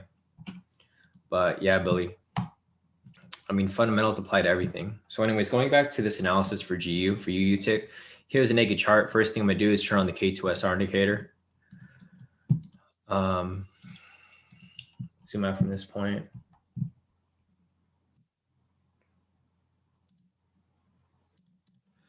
So here's GU. I'm going to mark this up for you guys real quick so that we can analyze market structure. Once we analyze market structure, we can identify where our momentum is going, and then we can set our bias. So here's GU for you. All right, UTIC. So here's GU for you. I've drawn these zones up. Perfectly drawn zone. Zoom out from this point. First thing I'm going to do is turn on the momentum indicator. And we have a sell bias right here. So looking at this right here, UTIC, we have a rejection from this point. We have a sell signal right here, a broken close past structure. So it was a little break and retest, right? Price broke structure, pushed down to this structure right here, retested back above here. Another rejection right there, breaking close past structure right here. So it's completing the move, right? So we have the break and retest. It broke above this structure, then it closed below. From this point, we anticipate this to drop down to here. So looking at this here, this is probably what I see happening right here, UTIC. I see it coming down to complete this move down to this structure. You know, comparing this to the dollar index is strong, right? So as it continues to be strong, then this is going to continue to drop because it's the same analysis that I used for gold. You know, if price is going down, that means that the second currency is stronger than the first. Vice versa, price is going up. That means that the first currency is stronger than the second currency. So just keep that in mind, UTIC. And this is basically what I see happening right here. I see it pushing down to this next structure down here. And then when price reaches a structure right here, one of two things can happen, right? UTIC price can either reject off this point or it can break down and continue down further. So it just depends on, you know, how price reacts to this point right here. But I do see it dropping to this lower structure right here. Let's see how far does it have to go. So it's got about 18 pips to go to this next structure below here. And that's pretty much, you know, what we see happening from this point. So this is pretty much it for GU right here. UTIC, I see it as a sell bias. Reason for that is because we have a sell signal right here. So we're only looking for sells at this point. Vice versa, if we get a buy signal like right here, then we're only looking for buys, right? So our bias right now is a sell, and looking at market structure, it looks like price is going to come down and test this lower structure right down here. So that's pretty much my analysis for GU. Let's see, Neo said, I think there's fundamentals behind indices. For example, I'm wrong to check all the top companies, your Tesla, Amazon, when trading Nasdaq. Yeah, no, exactly. So you're right, Neo. You know, there's fundamentals behind it. Like if this specific stock is not doing well, it's going to affect the index because it's within the index, right? And you know, other fundamentals also take into play as well, like COVID. You know, if COVID is going on, it's going to affect certain stocks like tech stocks in the Nasdaq. If COVID gets better, it's going to affect it in an adverse way. So like, you know, with all of these COVID breaking news, let's see. Damn. So like there's like crazy stuff going on, right? Like check this out. Germany becomes the latest country to suspend AstraZeneca vaccine over blood clot fears. Like this is going to affect the market. So looking at this, this is probably going to affect, you know, certain like, I don't know if AstraZeneca is like in any of the indexes, but if it is, that'll probably affect it. And then what that says is probably going to affect, you know, other assets as well. So, I mean, there's a lot of things that are tied in. It just really depends on how you guys analyze it. But all right, so back to the charts over here. If you guys have any other questions, Neo said, Shawn, bro, please repeat that US30 confirmations again. So if you guys are not familiar with the K2 strategy or the K2 snipe strategy, we're just looking for a wick rejection off the K2 pivot, which would be these pivots right here. And we're looking for a wick rejection off the K2 SR zone, which would be right here as well. So these are the requirements for that, Neo. It's not that difficult, but you do need the K2 indicators to execute this. I mean, you can, don't get me wrong, you can do this by hand, but you're probably not going to do it properly because you don't have the indicators to show you exactly, you know, the proper rejection points. Because I've seen a lot of people try to mimic, you know, the strategy, and it usually doesn't end well because their zones are not in the right places. So this is pretty much the requirements right here, Neo, and it's not that difficult. It's super simple. Yeah, no problem, Utic. Glad I could help. So if you guys have any other questions, like I mentioned, this is probably the best time to ask me because there's not really much for us to enter at this time. We just had that first win over here for this US30 win for this morning's trade. And then other than that, I think we're just chilling. Rick said Shawn is hilarious this morning. Yeah, definitely, Rick. Joe said, nice. So Cam over here sent his profits. So if you guys want to send your profits, you guys can send them in and I'll save them. So here's Cam over here. Nice work. Camo said, enter the trade late by mistake, exited early with Shawn. So he locked in some nice profit off that, 239. Congrats on that, Camo. You know, remember the trading plan we talked about, bro. You know, 1,000 for the day and take it easy.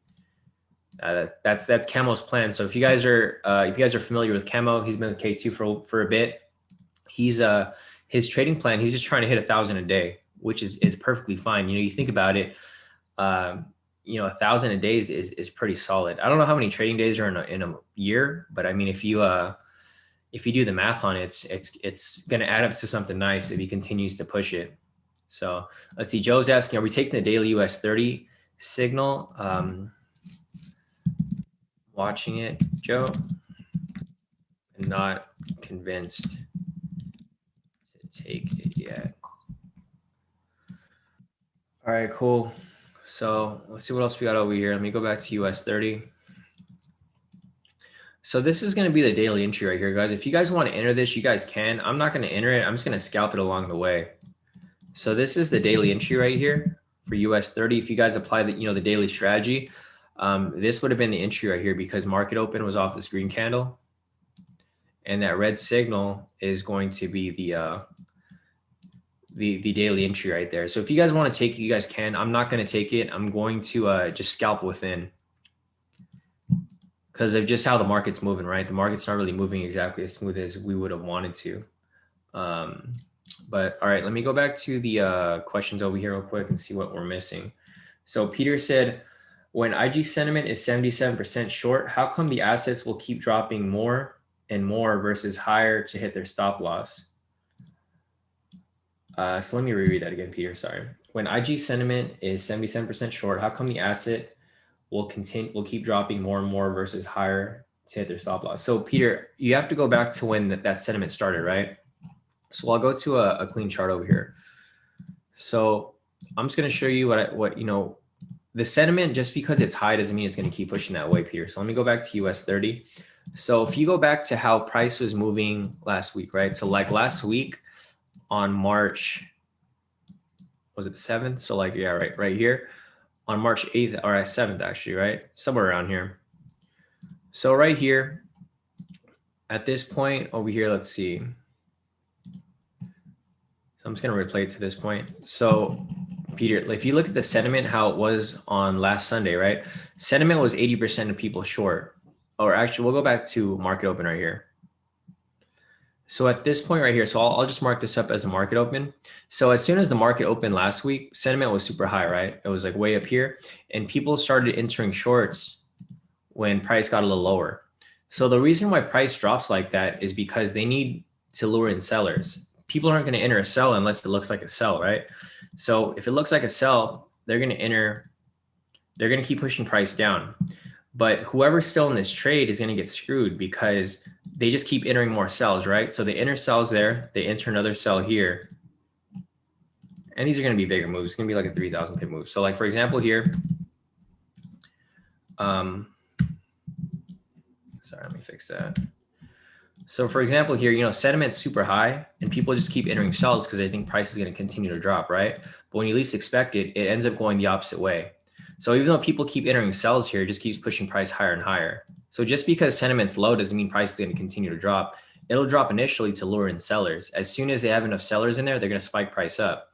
So, you know, like I mentioned, if you've been watching, well, I know you've been watching, Peter, but like for the new people here, if you guys have been watching my analysis, you know, throughout the market, this is all a trap here, guys. Like you guys have to remember that like they're not going to just let everybody win, right?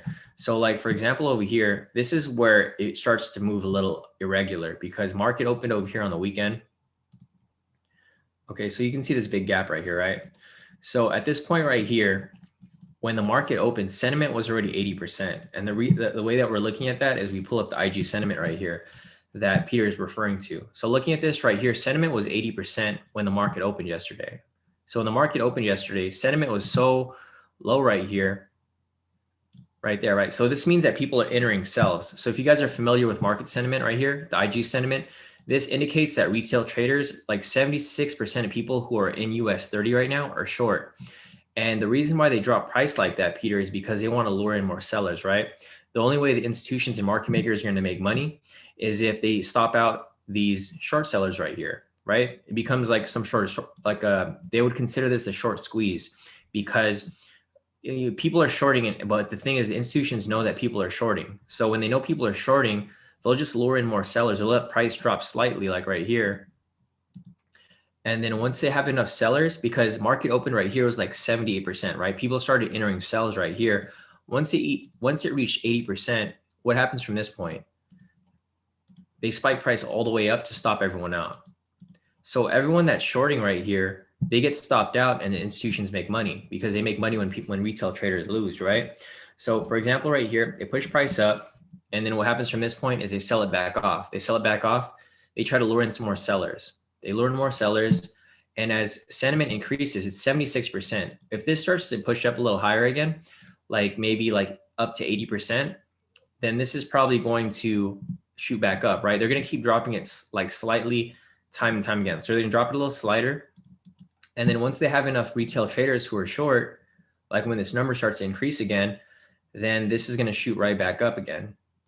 It's just a pattern. Like they just keep tricking people, right? And that's why you guys can't fall for this trap. That's why I don't really like taking trades in the direction of sentiment, because you don't want to trade where the sheep are trading. Majority of people are trading here. And if you look at the majority of people who fail at trading, it's retail traders, right? So you don't want to copy what they're doing. You want to do the opposite of what they're doing. So looking at this here, this is probably going to drop slightly. And then as sentiment continues to increase higher and higher, then price is going to shoot back up and stop everyone out, right? Because if you think about it, just think about how you trade US30. Looking at US30 here, are you going to be able to withstand this stop loss here? A stop loss of about 2,000 pips right here, right? That's a big stop loss. Again, right here, if you enter a sell position here, because like, check this out. If you see price dropping like this, what do you think is going to happen, right? People enter a sell position here, and your stop loss is probably going to be like somewhere around here, right? It's going to be somewhere around like a whole number, like maybe 1,000 pips. If that happens, it reverses on you directly, hits your stop loss, and comes all the way back down, right? Because what happens from this point is they see this. So this is what happens. They hit their stop loss, they see price drop again, and what happens right here? They enter another sell right here again, right? So they enter another sell right there. And then what happens from that point? It shoots all the way back up, right? So people just keep getting trapped time and time again. So you guys just got to keep that in mind when you guys are analyzing these charts and try to figure out, what direction the retail traders are trading. So that's about it for that. Yeah, no problem, Peter. Definitely. So let me go back to US30, look for these scalps. This is perfect. So it looks like price is dropping even further. I'm I'm not going to take any scalps right now, but I'm waiting for this to set up another entry like it did right here. So we're looking for a wick rejection off the pivot in the structure. Once we get that, we'll take another position. But until then, we're going to be sitting tight. So that's it for that right there. Let me finish my coffee. It's all cold now. So if you guys have any other questions, feel free to put them in the chat. And then I can analyze anything for you guys right now while we wait for these scalps, because there's just no scalps available right now. Let me go to these other pairs. Aussie 200, too choppy, wouldn't take that. China 50, wouldn't take that. Spain 35. You guys can see that this indice market is super choppy, right? It's just going sideways. So when it's going sideways like that, this is usually where we hold off before entering any trades. Let's look at the France 40 right here. No entry there. So I'll keep looking down real quick. The DAX. So if anyone took this DAX, I think the other Billy asked for this DAX, right? So other Billy, if you're asking for this DAX earlier, if you took that trade, looks like you would hit full TP off that. So if you guys go back and scroll up the YouTube chat, the other Billy was mentioning this earlier. Let me check this real quick. Nasdaq, wouldn't mess with that. S&P, wouldn't mess with that.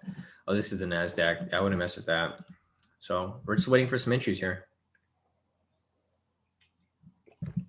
All right, let me scroll up real quick, see if I missed anything. All right, so the first question is from C-Ting. C-Ting's asking, can you please take a look at UCAD 4-hour? It is a buy entry right now. All right, so let me pull up UCAD real quick for C-Ting. So let's go over to UCAD right over here. Delete everything off the chart. And I'll just analyze everything from scratch again. So here's a naked chart. I'm gonna turn on the K2SRs. I'm gonna draw my zones real quick. So you guys can see how easy it is to draw market structure, right? If you guys have the indicators, it like literally you just overlap the zones and it makes a huge difference for you, especially if you're looking at as many pairs as I do. I look at about 24 Forex pairs and about like maybe 10 indices. So, you know, efficiency is really important when looking for trades here. So here's UCAD. Obviously we have price within the zone right here. Turn on the momentum indicator. So C-Ting, so like the most recent entry right here was a sell. So we had a rejection from this point. We had a sell signal right here. We had price break and close past structure right here. And then from this point, it pushes down to the next structure right here, right? So I did see that pending buy signal right there. I think that's what you mentioned earlier, C-Ting. So UCAD can go one of two ways. So if this buy signal closes right here, we would identify this rejection, breaking close past structure, and that buy signal. So if that happens right there, where we have the rejection buy signal right here, then we can anticipate this to push up to the structure over here. So I would have to wait for this to close, C-Ting. I would wait for the next hour and 55 minutes, since you're looking at this on the 4-hour. And I would wait for this to close. So if this closed with that buy signal, you can see that the last time that happened, rejection from here, buy signal right here, breaking close past structure right here, and then it ends up pushing up all the way up here, right? So if that ends up happening right here, where it rejects off this point, buy signal, and it pushes up, then it can probably continue to push up higher. So you'd have to wait for this candle to close, C-Ting. It still has about 2 hours left in it, but once it does close, if it does close with that buy signal, you can take that buy and then ride it upwards. The reason why we'd be interested in this buy right here is because the dollar index, it was strong, but now it's weak. So we got to wait and see how this moves, right? So in order to match up the indexes, you can just pull up both the indexes. We have the dollar index here, and then we can open the Canadian index over here. So if we have these two indexes open right here, you just match these up, right? If you want UCAD to go up, then you want the dollar index to go up, and you want the Canadian index to go down, right? If this happens right here, then you can expect UCAD to go up. The reason for that is because if the dollar index is strong and the Canadian dollar is weak, then price goes up. Because if you guys have remembered what I just explained earlier, when price is going up, that indicates that the first currency is stronger than the second currency. When price is going down, that means that the second currency is stronger than the first currency. However, looking at the indexes right here, looks like the dollar index is short-term bullish, while the Canadian index is starting to swing down. So if this happens where the dollar index continues to push up and the Canadian index continues to push down, then you can expect UCAD to push up higher. But you'd have to wait for, you'd have to wait for this confirmation in order for it to be a valid long seating, because it hasn't closed yet. So we'll keep checking this like in the next 2 hours. We have about 1 hour and 53 minutes left on this candle. If it closes with a buy signal, then yeah, you can take the buy. However, if it doesn't, then you're going to hold off until it does. So that's it for that right there. Let me go down the chat. If you guys have any other questions, feel free to put them in the chat. Otherwise, we'll be looking for some scalps here for US30.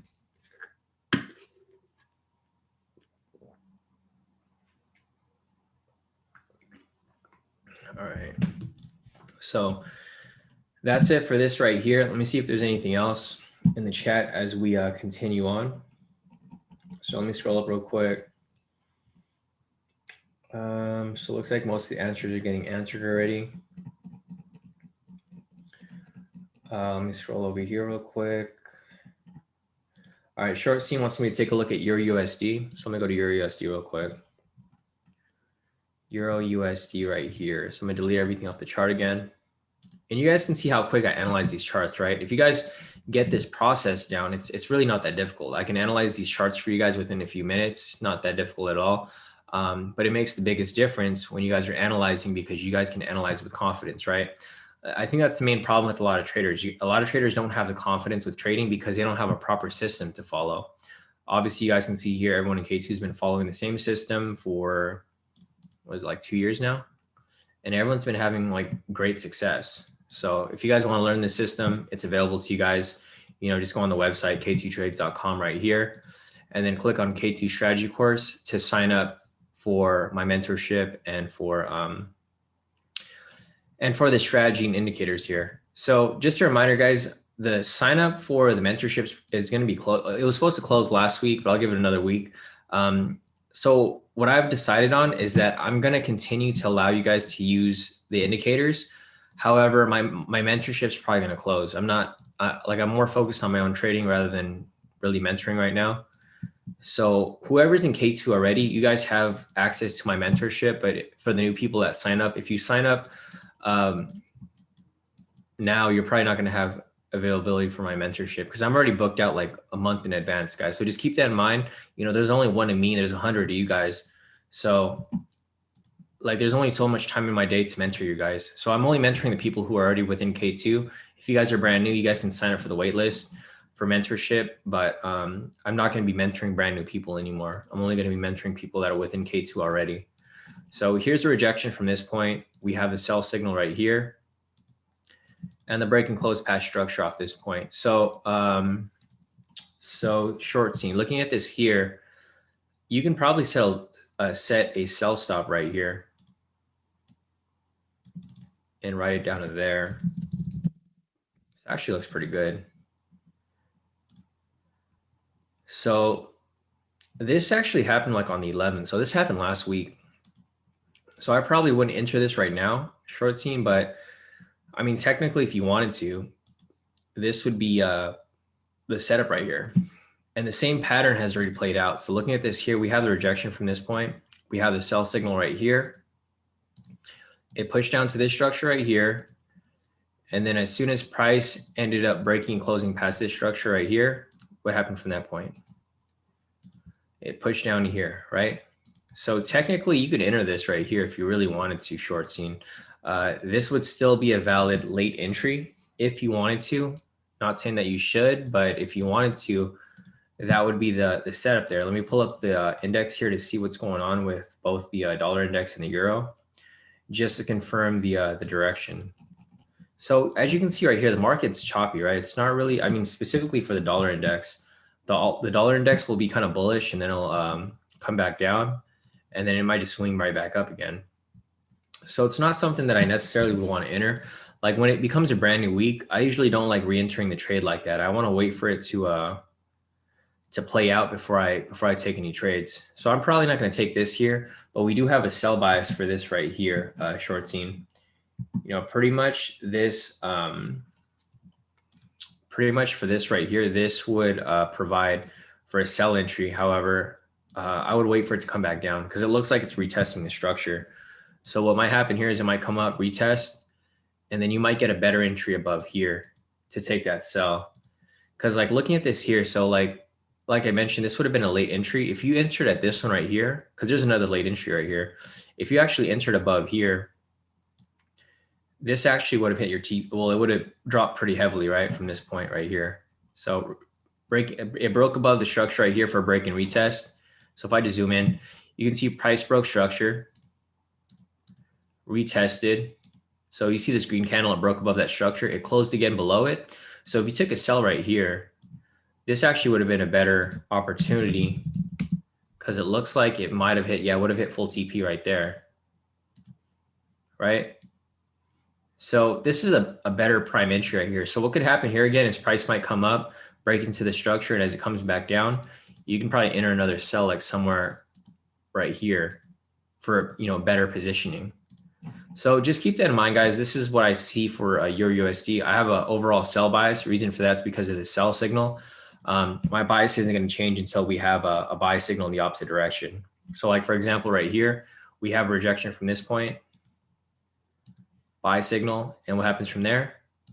Pushes up to this structure over here, right? So just keep that in mind, guys. There's like the analysis works both ways, but it just depends on where you're looking at, right? If we have a buy signal, we're looking for buys. If we have a sell signal, we're looking for sells. Right now we have a sell signal, so we're looking for sells at this point. So yeah, short scene, I would just wait for it to confirm. And then once you have a better confirmation, I would take that sell. Unless you want to enter a sell stop here. I mean, technically you can enter a sell stop here, but I wouldn't really mess with this at that point. Short scene's asking what's the sweet spot on Euro USD. So there's no sweet spot for it. You're just going to reach for the next zone. So if you enter a sell position here, you're trying to write it to the next zone right here, right? Because this is what happens. Price break structure right here. There's no sweet spot because price breaks structure right there. Your TP would be 80 pips, right? If price break structure right here, your TP is going to be 40 pips. So there's no sweet spot here, short scene. I think you might be a little confused with the analysis here. This isn't using the scalp strategy. We're not scalping here. This is using the intraday, like the intraday entries. So we're shooting for the next structure. If you were to enter right here, the next structure would be down here, 60 pips. Vice versa, if you entered over here, it'd be 80 pips. And then again, right here, if you enter to this would be 40 pips. So there's no exact sweet spot. It just depends on where you're, you know, what you're aiming for, because the zones are different from zone to zone. So, all right, anything else here? I think that's it. So let's go back to US30. All right, so we're waiting for this to provide another scalp entry. There's still no entry here. Just like I mentioned, the most recent entries right here. If you go back to any candles from here up until now, there's no entries that were available. But we're looking for another setup like this for us to take another sell, scalp, or even a buy scalp if price ends up swinging in the you know, in the opposite direction. Sure, no problem, short scene. Glad I could help. So let's see if there's any other questions here as we continue on. Let me scroll up. Let me check the other indices real quick. Just want to see if there's anything else that we could possibly take. I know a lot of you guys are getting bored looking for these scalps here, but you guys got to remember, if there's no entry, don't force it, right? Because I know a lot of you guys tried to force entries last week when the market was super choppy and it didn't end very well for a lot of you guys. So be patient. This is a game of patience, guys. It's like fishing. You have to wait for that perfect catch. Once you guys have it, then we go for it. So you guys just got to be patient, wait for the entry. Once it happens, then you can execute. But until then, you got to chill and wait for some actual entry. So here's the S&P. There's no entries that are available right now. Looks like the most recent entry would have been this sell signal right here. Off this, sorry, I'm going to delete that. The most recent entry would be this green candle right here. So with that said, if you entered a short position off that, looks like you would have hit full TP already right there. Other than that, there's no entries that are available just yet. So we'll be looking for some entries here. When I do see something, we'll take it, but I don't see anything right now. Looking at the Nasdaq here, I wouldn't mess with the Nasdaq. Anyways, back to US30, nothing there. So let me go down the chat, see if there's any other questions as we continue on. Here, let's see. Emmanuel said, hey, Shawn, quick question. Is there a correlation between Dx1 and US30 similar to gold? No, not necessarily. I think the correlating pairs for US30 would be the S&P and your USD. So like, I don't know how accurate that is, but here, let me just pull it up real quick, because I've seen a lot of people use that. I know S&P correlates with US30, but let me check your USD real quick. So if we zoom out from here, let me see. Yeah, I mean, they don't correlate directly, but I guess they kind of do. It's a little different. No, they don't. Because let me look that up real quick. So let's see, US30 correlation. So it doesn't correlate with the dollar index at all. Not directly. I mean, not at all, but here, let me see real quick. I've never seen this website before. But yeah, looking at this website right here, it shows that, you know, the correlating pairs for the Dow is your USD and S&P. That's how I know, but I haven't seen this one before.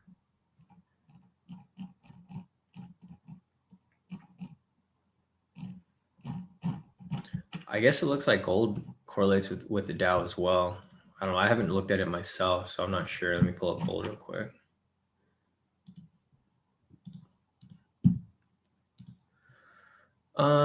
Not really. So the reason for this is because I don't think the market has really been moving smoothly at all anyways. So let me go back to your USD. I know it used to move very similar. So let's go back to like earlier this year, right? So when market opened for the new year. So like looking at the new year here, let's see. January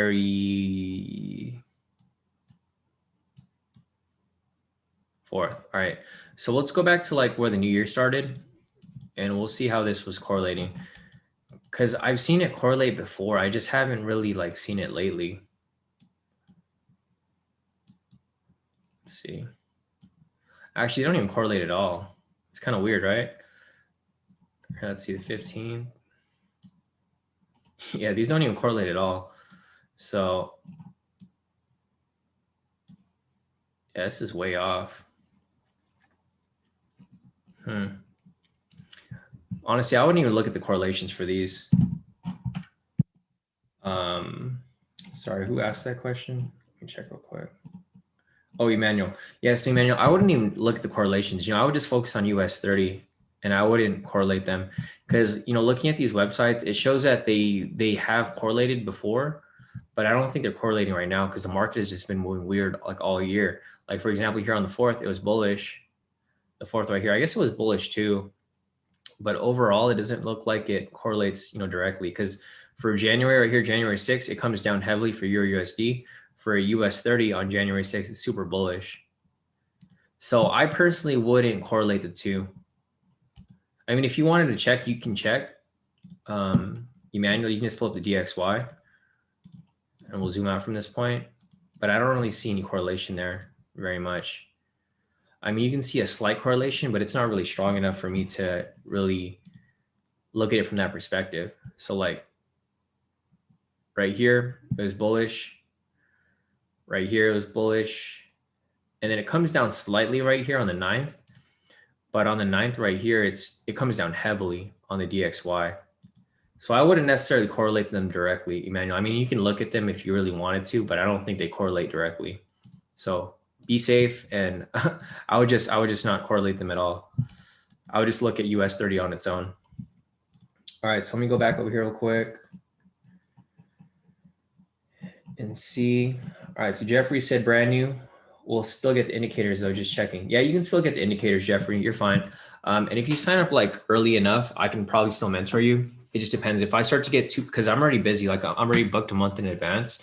So like I don't really have time to mentor brand new people until, you know, things start to clear up. But yeah, if you do want to be mentored by me, we can probably set up like a one-time session with you just to help you get everything down. But other than that, I'm not going to be able to have, you know, an unlimited amount of mentoring sessions with the brand new people at this time specifically. So let's see. Hey, Hamizan, how's it going? Haven't seen you in a while, Hamizan. I think you've been missing for a couple of days now. Let's see, Short Scene said, all right, I looked at that already. Vinicius said, yo, Shawn, do you mind taking a look at the Brazilian index again? Yeah, no problem, of course. So let's look at that on the higher time frame first. Here, let's see. If we go to, I think what was it called again? Vinicius. Vinicius said win, Jay. So you guys can see here that, you know, my analysis and my strategies work for it works for everything. Like, look at this random index here. Vinicius wants me to take a look at the Brazilian index. I never looked at this until Vinicius mentioned it the other week. Yeah, looking at this here. So I'll just you know what I'll do, Vinicius? Well, I can just analyze it on the 1 hour. Let's see if we could find anything here. So I'll just go ahead and mark this up for you. So we got that. Got that right there. Got that right there. And then I'll go on the scalps as well, Vinicius. I'm not just going to look on the 1 hour. I'll just show you the longer, you know, the longer scheme of things, and we'll do a top-down analysis from the higher time frames to the lower ones. So we got that right there. That right there. And that down there. All right, perfect. So taking this off right here, delete that, momentum indicator. So looking at this here, it looks like price is just consolidating sideways right now, Vinicius. You know, just looking at current price, it's just going sideways. However, we do have a bullish bias here. Reason for that is because we have a buy signal. So looking at this here, we have a rejection from this point. We have a buy signal right here. I think what would happen here is, you know, price would need to break above the structure. It's just consolidating right here. But if it breaks above the structure and closes right here, then we can continue riding this up higher from that point. So, I mean, this is what I look at from the higher perspective, but I know you probably don't care about this, right, Vinicius? You want to look for those scalps. So just looking at your pair right here, I mean, I'm going to take this off. Obviously, it's been choppy, but overall, I think it's going to be bullish. So we probably expect this to break above here and continue up possibly higher unless it, you know, rejects off this point. Different scenarios that can play out here. Over here once it gets to this price point. But anyways, let's look at the scalps. So this is it on the bigger time frame. Now I'll look at it from a scalp perspective. I think it was like Win J 2020. Or sorry, I think it was like Win 20. What's the thing there? Win J. There we go. All right, Vinicius. So let's see. Is this proper? Yeah. Okay, this is the proper time right here. So Vinicius, looking at this here, you know, we'll apply the same strategy that we've been applying. So I'll just zoom out from here, and then I'll show you, you know, I'll show you if there's any scalps that were available here. It looks kind of choppy, so I don't think I would necessarily take these trades right now. But I mean, we'll see. If there's something good here, you can probably take it. If not, then we'll probably hold off. But yeah, looking at this point here, Vinicius, it doesn't look like there was any scalp entries that were available over here. It doesn't look like there was anything for a while. So this whole area right here is too choppy. If I turn off the candles, you can see that the pivots are crossing over too much, right? If they cross over like this, I don't want to take trades within this whole area here. So I don't take trades. Well, this is kind of fine for a sell, but I wouldn't take any trades here. I definitely wouldn't take any trades here either. So these two areas right here, no trades, right? This area right here, I would take trades because it's directional. So at this point, I would look at some trades here. And it looks like there was probably some decent entries here, but it's still kind of choppy. But Vinicius, just looking at this index that you like to follow here, I don't see any entries here, right? There's no rejection off pivot and structure. There's a rejection right here off the pivot, but nothing off the structure. Or actually, look, check this out. So there's actually an entry right here. So the reason for this entry here is because we have the rejection off this pivot and structure right here. You know, using the K² snipe strategy,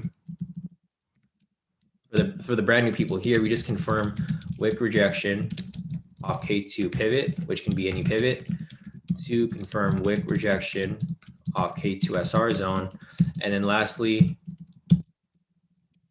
Confirm wick rejection off K2 pivot, does not touch body of candle. So the strategy is very simple. Obviously, you know this, Vinicius, because you've been around for a while. So we're just looking for a wick rejection off a K2 pivot. Right here, this red candle and this green candle, both of these actually, reject off the pivot and the structure. Next, we have we just make sure that the pivot, this green line right here, doesn't touch the body, right? So if you took a long position right here, you know, I'm not sure what the sweet spot would be. I'm assuming it'd be around 50 pips. So like with this said right here, if you were to let this run, you know, full TP right there with like literally no drawdown. So that would be the most recent entry right here for the Brazilian index. But looking at this over here, there's nothing after that, right? So we have this requirement that's met right there. But looking over here, there's nothing that's available. So like looking at this here, Vinicius, we would probably be waiting for price to reject off this structure right here. So we want this to come down, test the structure, and then shoot it back up, right? That's basically what we're looking for here, but we don't have that yet. So until this closes down here, there's going to be no entries available. But this is something for you to look out for. So I'll keep looking at this over time, Vinicius. Just remind me, like maybe in an hour or so, just be like, hey, Shawn, can you check the Brazilian index again? And I'll look at it for you. But right now, I just don't see anything playing out right here. So let's go back to US30. Looks like US30 is starting to drop.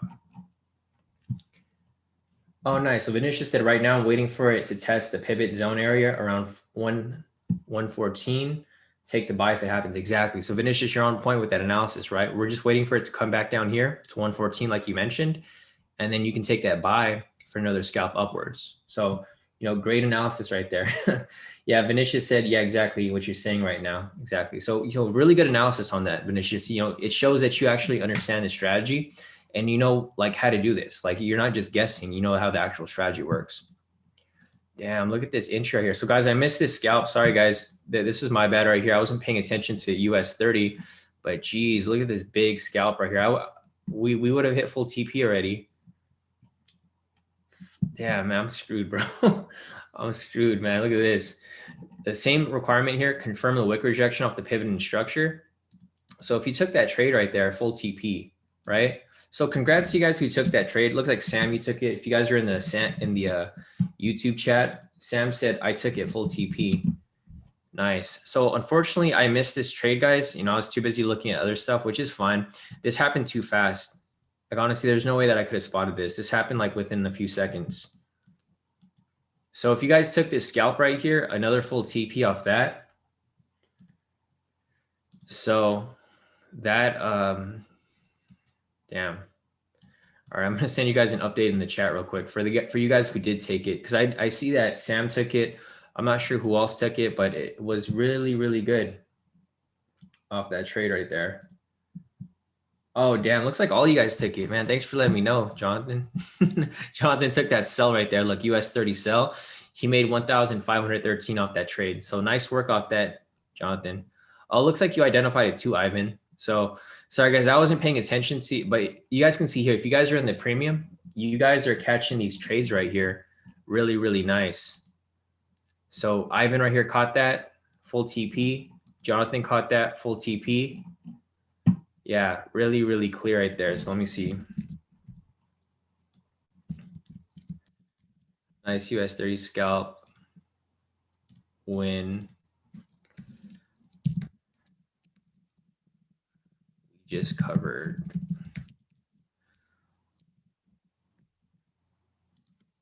Yeah, so great work to you guys here in K2. Like I mentioned, if you guys have the indicators and you guys have, you know, everything that you need, you know, the tools here, you guys can, you know, hit some really nice profit off this. Like nice work to you guys who actually, okay, let me, thanks, Ivan. I see that, that typo there. There we go. Just fixed it. Thanks, Ivan, for reminding me. And Ivan's like my personal, what's it called? My personal autocorrect. You're quick with it, Ivan. Like, you know exactly when I misspell things. Thanks for letting me know though, because I miss a lot of those things if I'm typing too fast. So nice work, guys, for you guys who are catching those trades. You know, I didn't catch this trade, But and there's another setup forming right here, but I'm not going to take it, guys. It's just too it's too risky for me. So yeah, there's another trade here. If you guys want to take it, you guys can. I'm not going to take it. It's too late. I don't like entering trades where I get in at a bad price point. Shit, look at that thing though. I think it's dropping even further. So if you guys are taking that trade right there, it's the same exact setup, right? We have the rejection off the pivot, rejection off the structure. Damn, this thing's about to hit full TP again. Damn, this is crazy. So if you guys are in that trade, congrats to whoever's in that. I'm not in it, but we'll be following it. So I'll just mark these up here so you guys can follow along for the trades that we did take today, or that went over, you know, that went over during the live session. But this full TP is about to hit again if you guys caught that scalp. So if you guys are following these scalps, it looks like the market's starting to pick up. So we're going to start focusing on these scalps. I'm not going to be answering any more questions because I'm, you know, by answering these questions, I'm missing these trades here. So I'll be looking out for scalps instead of answering questions right now, guys. Because I don't want to keep missing these trades, man. I missed that trade too. Damn, that'd have been perfect. Double wins right there.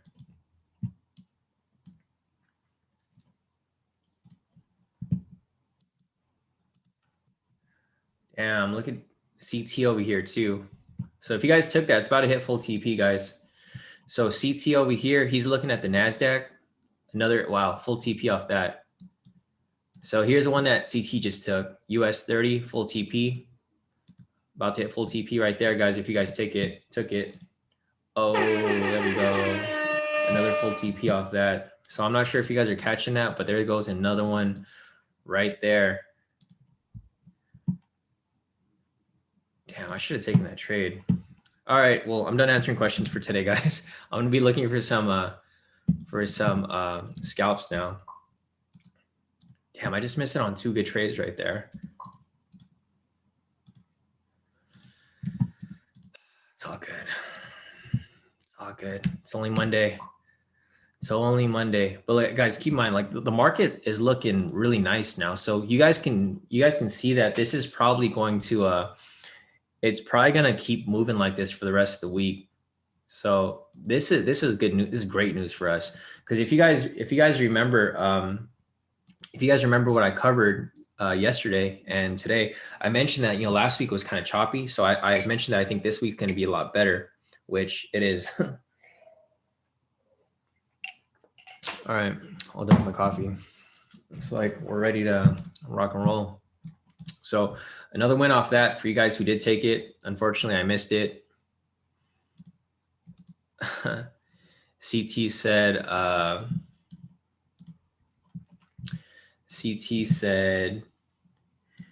there's not gonna be more trades for like a couple hours, and let's hope not. I want to take some trades.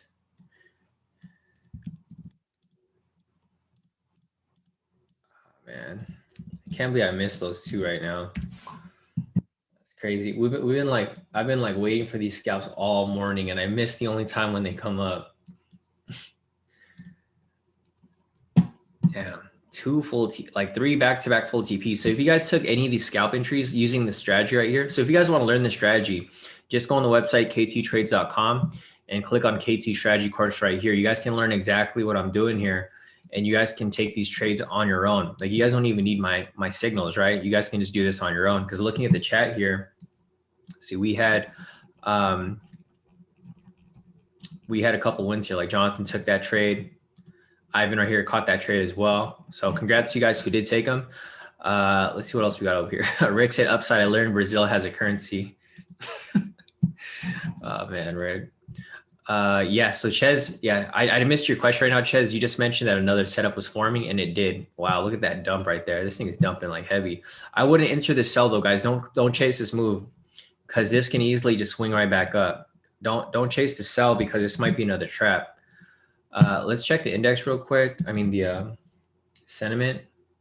Sentiment is still heavy short, so I would not enter that. It can swing right back up at any moment. So I would wait for it. And if you see something, then you can hop into it. But I think right now, I would definitely hold off on hopping into this thing. Joe said, damn, my 9 to 5 making me miss these trades. Exactly. Camo said, can't wait for premium only live sessions. Talking about No, it's all good, Cam. I'm not really tripping about all those questions. I was asking for questions because I was bored for like the past hour and I missed these freaking trades right here, which is all good. I mean, it happens. You know, it's not a big deal. So I mean, it was kind of my bad because I was telling you guys that I was going to answer questions, and if I just focused on my trades, then we wouldn't have missed them. But it's all good. It's no big deal. We got more to come. That's not it. So I'll be looking at that in a little bit, but until then, let's see. Yeah, Citi said the US30. So if you guys took the daily entry, because I marked this up earlier too, right? So if you guys took any of these entries that I gave you guys today, damn, they're all freaking. This is about to hit it hit TP1 already right here. So I marked this up for the daily entry. If you guys aren't familiar with the daily entry, this is a different strategy. So for this one, this is the K² US30 daily entry. So for this strategy, it's different. You just look for trades after 6:30 a.m. Pacific Standard Time, or it's daylight savings now, so PDST, and then identify the first valid K2 signal, and then after that, enter on the open of the following candle, and that's pretty much it. So for example, right here, we look for trades after 6:30 a.m., which should be right here. Identify the first valid K2 signal, which would be right here. And then you enter on the open of the following candle. So if you guys took this, entry right here, then you know, you're on your way to full TP. It's pushing down all the way. So yeah, down. I missed that on a lot of stuff today. I missed that on this daily entry. I missed it on these scalps. I missed out on so many things, but it's all good. I'm not tripping, guys, because like, look, I'm still in profit at 1,800 for the day. So I'm not really complaining. I mean, I'm still in profit. It's not like I'm in the negative. So as long as you guys are profiting and I made some profit today, I mean, I should be up in profit like 5,000 if I took these two trades right here and the daily entry. If I took all these trades, I'd probably be up like ×4, ×5. But it's all good. You know, it happens. And you know, just because you guys are asking questions, it's my bad because I was the one that offered to answer questions for you guys. But it's all good. Hopefully that you guys are locking in profits. As long as you guys are locking in profits, like let me go here to save messages. As long as you guys are locking in profits, you know, Cam over here, profits, Jonathan, profits, and you guys can see the timestamp right here for today. So Camo locked in profits, Jonathan here locked in some profits, Dylan locked in profits. That's all that matters, guys. I don't care if I'm like not locking the same profits as you guys, but if anyone in K2 is locking in profits, that's all that matters. Like I'm not going to complain about me missing trades because I'm trying to help you guys out. Because as long as I'm in the positive, that's all that matters. I don't care if I'm making like 1,000 today, making 2,000 today, 3,000, 5,000. Doesn't matter to me. As long as everyone here is doing well and everyone's killing it, that's all that matters to me, guys. I don't care about missing these trades because these trades are going to happen again. This isn't the only time that they're going to hit. You know, we just got to be ready for those next entries. So I'm done answering questions and analyzing. I'm just going to be looking for some scalps right now. But if I do see something, I'll definitely take it. So Vidat's asking anything on GJ. So you can rewind the replay, Vidat. We already analyzed GJ a couple of times earlier this session. So you can go back and review if you want. But I'm not going to analyze it right now because I'm just too busy with these other trades right now. So let's see. CT sent me another chart. He said long right here, 1 hour volume node, red pivot bank level. Nice. Okay, so looking at CT's charts right here, it looks like he sees a swing back upwards from here.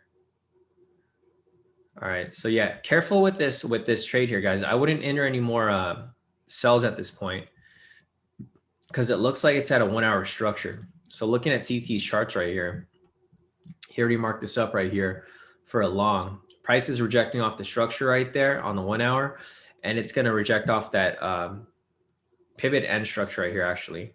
So it's going to be a different entry for a buy. So I would be careful with this. I wouldn't enter any sells at this point. I would hold off and just wait for something to appear. All right, so that's it for that right there. Let me see if there's anything else for me to look at before I continue. So I'll go down the chat real quick, see what everyone else is looking at. Gotcha. Yeah. So CT said he's not trading it, but it might give us some good scalps back up. I agree, CT, definitely. I agree 100%. So that looks good for the most part. Let me see if there's anything else real quick before I continue on. All right. So let me scroll up real quick and see what's going on in the chat as we continue on.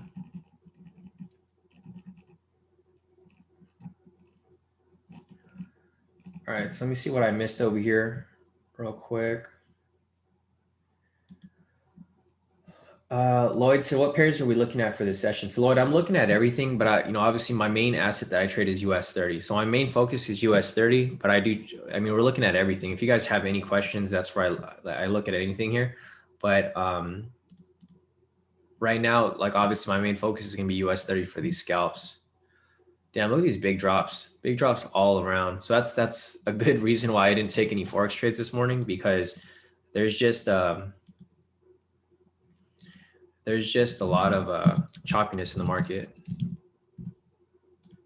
All right, so this thing might spike back up, US30. That's why I told you guys not to chase this sell here, because if you guys did chase the sell, look where price currently is. It's retracing all the way back up. It's probably going to retrace all the way back up to the structure over here. So I will, I'll continue on. Let me check this real quick. Sorry, because I'm getting a bunch of messages on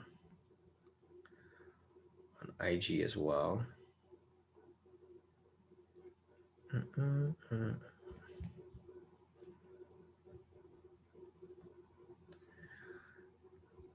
Dang, my phone's getting blown up right now. Let me check this real quick.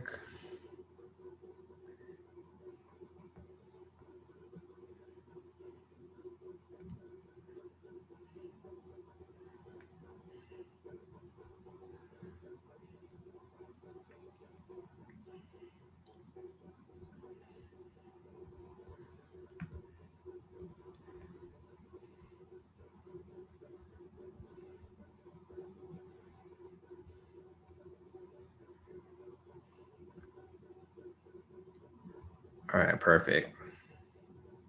All right, so I'm done answering those messages right there. I'm just looking for some possible scalps now. So let me scroll up real quick and see what we're missing over here. Nice. So Jeffrey said, great job, bro. Straight knowledge, fire. Your focus to be great is awesome. We all need that. Definitely. And yeah, what Jeffrey mentioned, if you guys have problem with your trade psychology, Trading in the Zone is a good book to look at if you guys are still having issues with, holding trades or letting them play out. Because the problem with a lot of traders is they never let trades, play out to their full potential.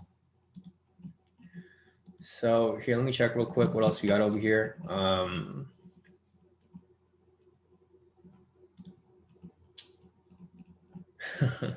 Yeah, Camo said, be wanting all focus on US30. Yeah, no, exactly. Me too. John said, in the first 3 or 4 hours of the market, going over Forex and other stuff tend to make us miss great scalping opportunities. Yeah, no, I agree, John. It's all good, So I just need to remind myself to look at the at US30 like every 10 minutes, because we tend to miss these moves because I'm like looking at different things. So let me just set an alert here real quick. US30 pivots. Yeah, once price comes up and touches a pivot, it'll give me an alert. That was probably my mistake right there as well. I should have set up these alerts when I started looking at other pairs here, but it's all good. I mean, we're just waiting for some more entries to appear.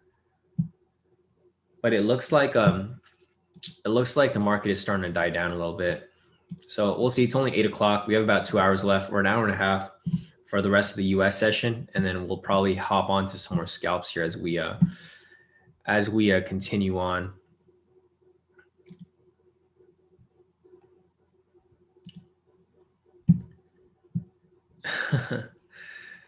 Yeah, it's all good, guys. Yeah, because Matt said it's crazy, man. Shawn's losing too much on these live chats. Yeah, because I'm missing these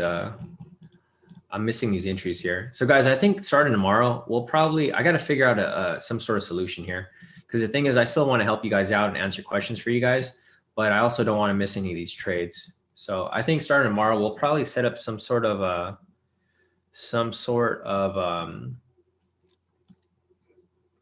game plan so that I don't miss any of these scalps. Because we did catch this scalp earlier. That scalp earlier helped me out because I'm currently net profit for the day, 1,817 on my first account. And then on my other FTMO account, I made about 1,000 off that. So I'm actually in profit like 2,800 right now, which is not bad. I mean, I'm not complaining about it, right? It's fine. But it could have been way more if we took these 3 trades right here. So it's all good. But yeah, definitely, I think tomorrow I'll try to figure out a plan to organize this session a little better.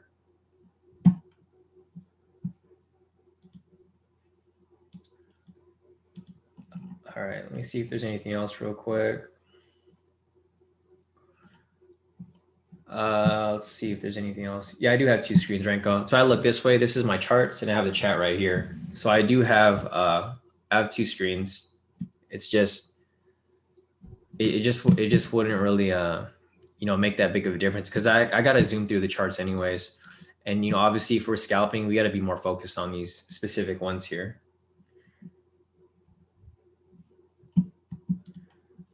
Yeah, but it's all good, guys. I mean, there's always going to be brand new people that are joining K2. So, you know, I'm here to help you guys out. Like I mentioned, my main goal here is to help you guys out, right? Like regardless, I make profits either way. So even though I missed these trades right here, it's all good. I'm going to be catching some more later today and tomorrow and the rest of this week. I think this week overall is going to be pretty good, guys. So I you know, I wouldn't be too worried if you guys missed these trades because there's going to be a whole bunch for us to take this week. Sorry, guys, I'm getting like blown up on Instagram right now because I did this interview with this other trading dude. So like everyone's trying to sign up to K2, or like they're trying to figure out what the YouTube channel is so they can sit in on the sessions. All right. All right, cool. Let me just scroll up real quick, see if I missed anything else. Let's see. Okay, I'm just gonna skip through a lot of these that I'm not really looking at right now. All right, yeah. So John said Forex trades on the 4-hour time frame. Indices best trades on the first 2 to 3 hours. Talking about Forex at this time, waste our prime time for indices. Yeah, no, definitely. So I will definitely focus on the indices. I know that's what most of you guys want here, anyways. So our main focus will be shifted towards indices, and then I'll be looking at Forex pairs, you know, only off the 4-hour chart. So like I'll be looking at Forex in the beginning, and then again later at 10 a.m. or around that time as we get closer. Let's see. But yeah, guys, no, it's all good. There's no worries here. So anyways, going back to the indices over here, I'll go down the whole list of indices real quick, and I'll see if there's any entries that were available here since then. I don't think there has been any.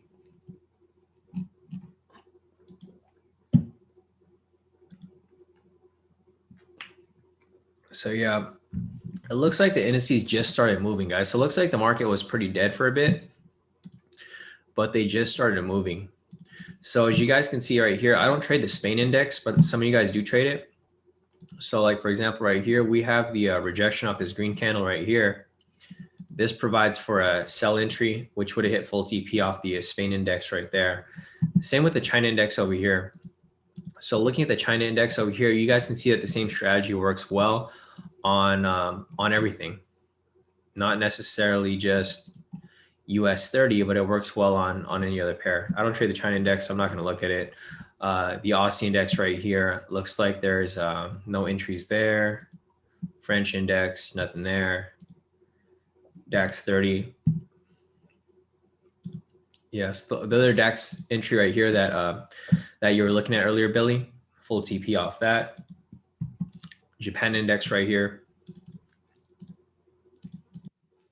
Let's see. No, it doesn't look like there's any entries there off that. It's fine. UK 100. Looks like the most recent entry for the UK 100. Not sure if you guys traded this last night, or not even last night. It was this morning, actually. So right here, if you guys traded the UK 100, looks like the most recent entry would have been this sell signal right here, or the sell entry. This red pivot, this red candle right here, it rejected off the yellow pivot and the structure. So if you took that there, looks like you would have hit full TP off that right there. See if there's anything below here. This would have been a decent entry if it rejected off the pivot, which it didn't. So that's pretty much it for that one. SPX. Nothing there either. Nasdaq and the US30. So we're back at US30 right here, guys. There's no entries that are available right now, but we are looking for a possible scalp. So CT thinks it's going to be moving upwards. So we might be swinging our scalps in the other direction. But we will we'll see what goes on from there.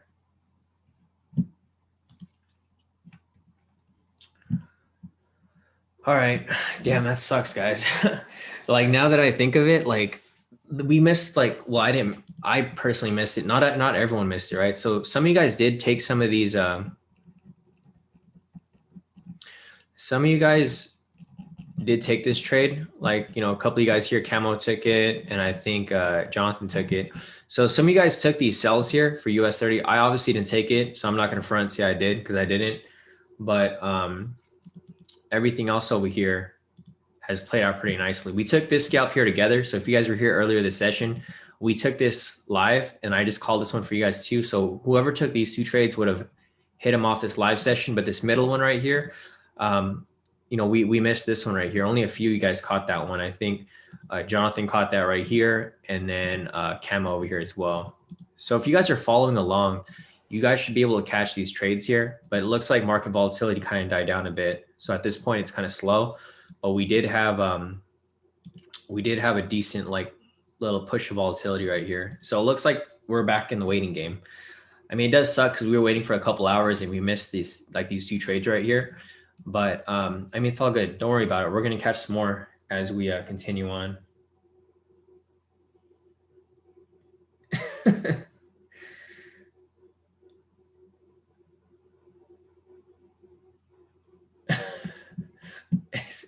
CT, is that a translation? Sorry, let me just go to Google Translate.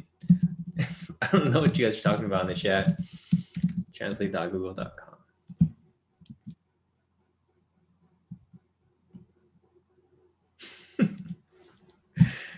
Sorry, man. Sorry, guys. I'm just laughing at what CT said. But yeah, anyways, going back to the chat over here, let me scroll down real quick. Steven, you're asking if I speak Filipino. I understand Tagalog, but I don't speak it. Yeah, I don't speak the language. I'm trying to pick it up though. I bought Rosetta Stone so I can, because I'm gonna start traveling more this year once COVID has cleared up. But anyways, let me scroll down real quick and see if there's anything else. Nice. Louis said, this is my 9 to 5. I have to make money. Yeah, same here, guys. Us being full-time traders, this is really important that we don't miss trades like this, because this is our livelihood right here, right? It's these trades. But like I was mentioning, I can't complain about this. Like what I made this morning covers what most people make overall. But my overall, I'm still net negative because of our loss from yesterday, right? Because we did have the loss yesterday with that scalp that I took on the Sunday session, which I shouldn't have taken. You guys know that Sunday set. Well, I know personally that Sunday session is risky. But the win this morning balanced it out. Like this win right here for 1800, this kind of balanced it out. So I just need another win to go into net positive, which is fine because I think the market's going to swing back up anyways. Not swing back up, but swing back up, with regard to volatility. So let me see if there's anything else here real quick.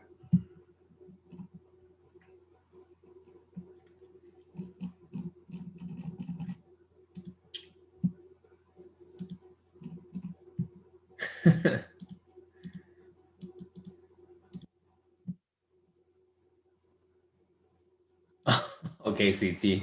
Now it makes sense. Tenge is the currency in Kazakhstan. Yeah, no, definitely.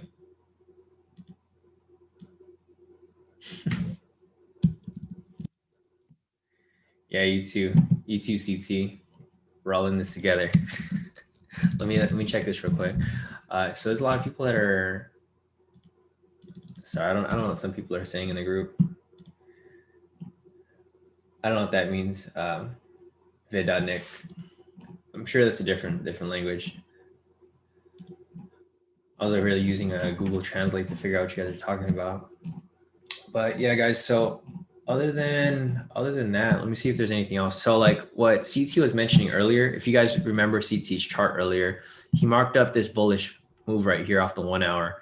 So it's lining up perfectly. If we go back to US30 over here, I'm going to focus on US30 now, guys, because I don't want to miss any more scalps. But looking at this here, CT drew the pivots off here, like super clean rejection off that point right there. And then I think there's no structure off this point. Yeah, CT mentioned there's only like 400 dialects in the Philippines. Yeah, there's a lot of dialects, guys. So like for me, I understand 2 dialects. Well, I understand the main Tagalog and then a couple other dialects, but I don't necessarily speak the language because I'm born here in the US. So I don't know, what is that considered, first generation? So I wasn't really brought up speaking the language. I just heard it a lot, so I understand what a lot of stuff means, but I don't speak the language. So anyways, going back to US30 over here, guys, I'm still waiting for this to play out. Let's see if there's any other zones here. Nothing there. Exactly. Yeah, CT. There's a lot. Yeah, my mom's Ilocano, so I could understand that too. I don't understand anything else. So that's pretty much it. But anyways, looking at US30 here, there's no entries available. Market kind of died down a bit, which is normal. Let's check the sentiment, see what everyone's doing right now. So let's see where all the retail traders are. Retail traders are, wow, everyone's getting stopped out. So you guys can see right here at 75%, because people who are short are getting stopped out. Like I mentioned, don't enter the trade down here, right? Because whoever entered the sell down here is getting stopped out of this trade, because the sentiment was at 77%. Now it's at 75. The reason why it's decreasing in number is because people are getting stopped out of these trades, right? Because people are trying to short, but price is it's spiking up and down. So when it spikes up and down, it stops people out and they end up losing money. So I would not mess around with it right now. We will be looking for some entries as price, swings back up. So what could happen here is price it might come up, reject off one of the pivots, and then come back down. Or, so this is scenario number one. Scenario number one is price comes up, rejects off the pivot and structure, and comes back down, right? Scenario number two is price can come up, reject off the pivot and structure, and continue pushing up. So there's a lot of different things that can play out from this point. Let's see, Lloyd said, could you put that sentiment link in the chat, Shawn? Yeah, definitely. I'll get it for you right now. So let's see. So we got sentiment right here. Let me send this to you, Lloyd.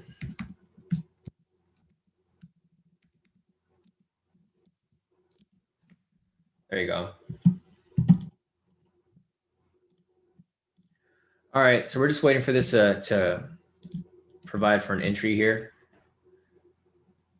Yeah, Vidal, we're looking for either a sell or for a buy. We're looking for the same setup here. So if you zoom in from this point right here, the same thing that we've been looking for: wick rejection off the pivot and structure, sell. Wick rejection off the pivot and structure, sell. And then again right here, this same. So this small red candle right here, a sell, and then this red candle right here was another sell. So we're just waiting for that same setup to fill right here. Once that happens, we can take another sell or we can take a buy. It just really depends on, when this ends up playing out. Yeah, Renko. I agree with Renko too. So Renko said maybe up when European close. So Europe closes in about an hour from now, I think. So yeah, I'm on point with your analysis there too, Renko. So that's a good analysis for us to look at. Just wait to see how price ends up pushing off the close. So if you guys are familiar with how the market moves, it generally moves directional per session, right? So let me just turn this off real quick and I'll show you what I mean by that. So like me and Renko and I were looking for the London close. So like, for example, over here, if you look at price at midnight, so right here was midnight and here was US open, right? So I'm just going to separate these up a little bit so you guys can see what happened from here. So there's usually like a couple impulses that happen, all throughout. So like looking over here, we see price come up, impulse up, and then halfway through the market, impulse down, right? Same situation with US30 over here. Price comes down, and then midway through the market, which is like around 10:30, it usually reverses in the other direction. So impulse down, and then impulse back up from here, right? Or it might start from here. So like impulse down and then impulse up from right here, midway through the session. So this is what me and Renko are basically looking for right now. We're looking for the impulse as we get through like midway through session, because let's mark this up right here. This is midway through session. Let's see, about like midnight up until, or actually I'll just mark this up for when US session closes. So basically it's probably going to shoot up from there. This is London into US to London close up until US close over here. So this is kind of what we're looking for.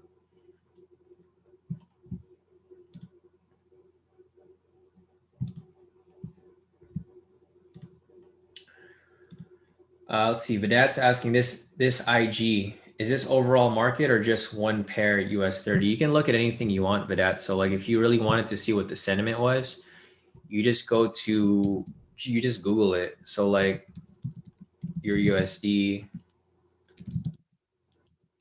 IG sentiment. So you can use this right here.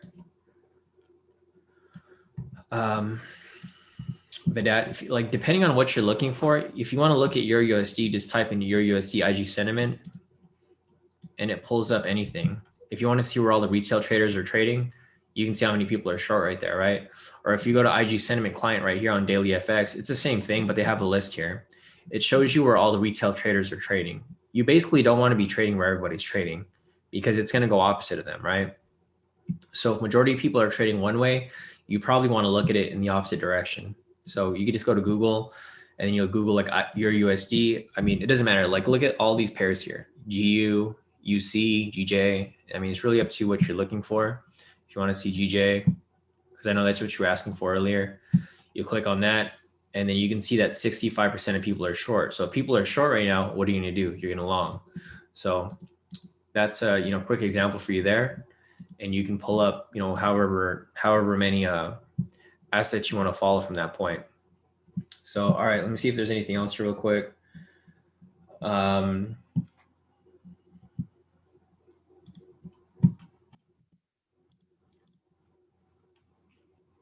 that's it. How true accurate is this? I mean, I don't know. IG is a pretty big company. I don't know if you ever heard of IG. It's one of the biggest brokers in the world with regard to Forex and certain pairs. It's one of the big players. So if you're following, this is their books. It's not the entire books, but they have a lot of retail traders on their platform. So if you're trading on IG, like this is one of the more legit platforms. I know a lot of you guys here use like a lot of the unregulated bootleg, brokers like Hugo's Way and stuff, which is fine. It's cool to use them, but IG is an actual established like regulated company. So if you use them as your broker, I mean, you can just go to IG.com and you guys can look them up. They've been around for a long time. So their data is pretty accurate. So, I mean, it's up to you. It's up to your own perspective on how accurate you find it to be. We've been using it every day, so it's been pretty accurate to us.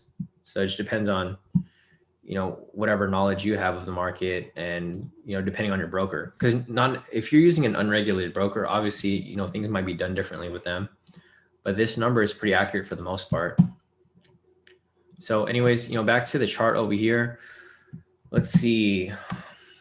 No entries here, guys. Market kind of died down. We had 3 entries here for some scalps. 1, 2, 3, all full TP.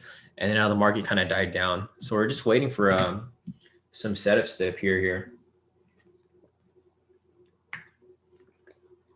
Like I mentioned, we usually wait until like about 10. If the market doesn't pick up around 10 and we don't have any entries, we're probably going to call it a day. And then I'll probably be back live later today for the live session.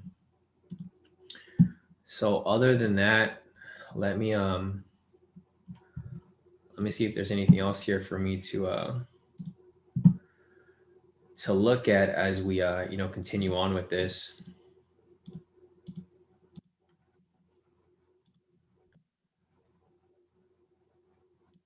All right, so I'll start looking for some Forex trades in a little bit. It's about 9 o'clock, so at about 9:30, I'll start looking for some Forex trades. The next 4-hour candle closes in the next less than an hour from now at 10 o'clock. So that's when we're going to start looking for some Forex trades. But I think for now, we're just going to finish watching this, and then we will, we'll start taking some trades if we see anything. But I personally don't see anything right now. So that's what I'm waiting for. Yeah, no problem with that. I wouldn't use this. Like, I wouldn't base all your trades off this, but I don't like base this. This should be your last confirmation. Like, have your analysis set up already. And then, like, for example, if you're looking for a sell here for US30, then you can look over here and see where everyone's trading. I wouldn't necessarily just, just because sentiment is short, take a buy. That's not what I'm saying. What I'm saying is that use this as a last confirmation after you've already done your analysis of the market. So yeah, no problem with that. But looks like US30 is finally reaching this structure right here. So we'll see how this plays out.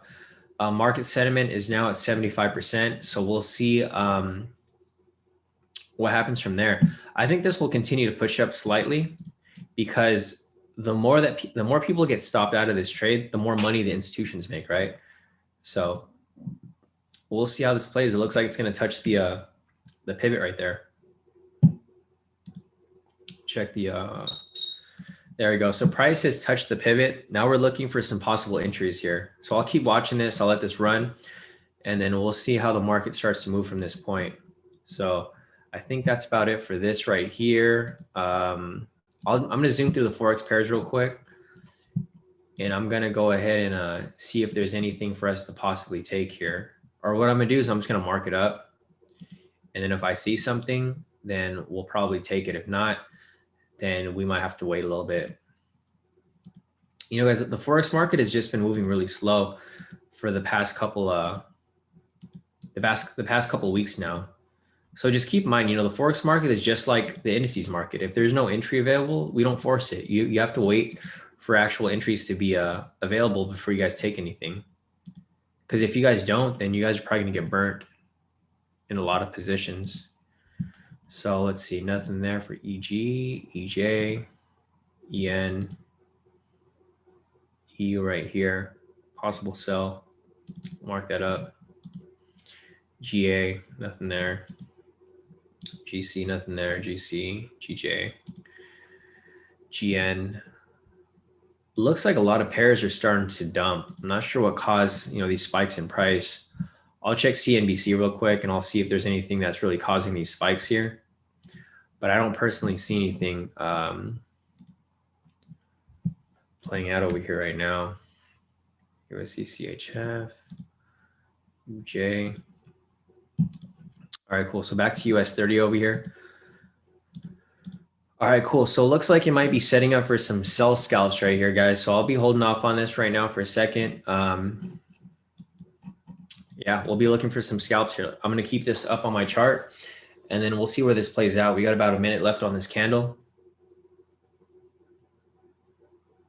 Gerald's asking, why don't you trade after the midpoint of the New York session? That's usually point of manipulation, Gerald, because the midpoint, that's where everyone goes to lunch. So when they come back from lunch, price usually reverses. So if you look here, see how price starts to reverse midway for London session? It comes up, then it comes down. This happens sometimes. Most of the time it happens, but it doesn't always happen that way.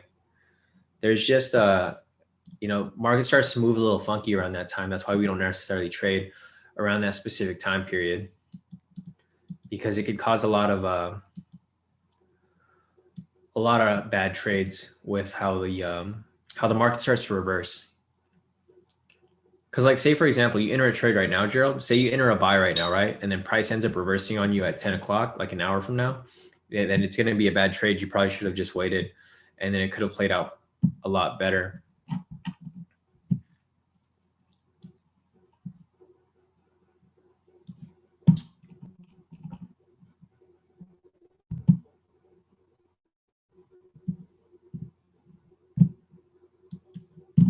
All right, let me check this real quick. Nice. So I sent me his chart right now. So Ivan, he identified a trade here on the 8-minute.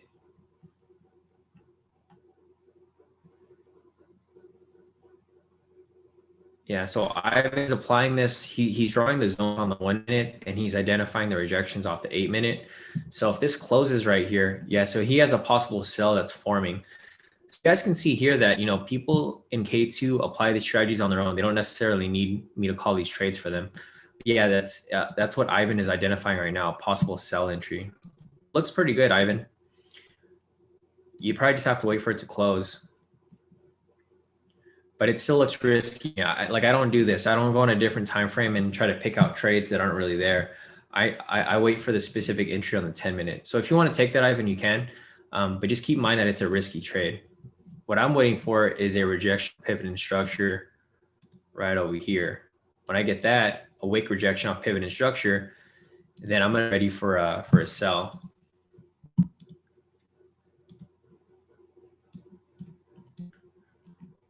All right, cool. So I'm waiting for this to set up. Once it sets up, another scalp,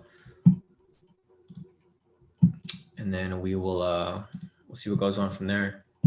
So Gerald said, but wouldn't there be a viable scalp available or no? It could be a viable, an available scalp, Gerald, but that doesn't necessarily mean it's going to move in your direction. You can enter a scalp for it's like, say, for example, you enter a scalp for a sell here, the next hour it goes the opposite way on you, right? So there's no need for you to force any trade, right? If the market doesn't move normally during a specific time, you know, your main goal here is not to lose. If you can just stack up wins, then you could, if you could stack wins, then you could, oh, John, you're Ivan. Wait, so I'm confused. Sorry, Ivan. I'm not sure if that, because I get you mixed up with Steven. Are you guys using the same name? Are you guys both Doe? I'm so confused with who's John Doe here, because I don't know if that was you, Steven, or if that was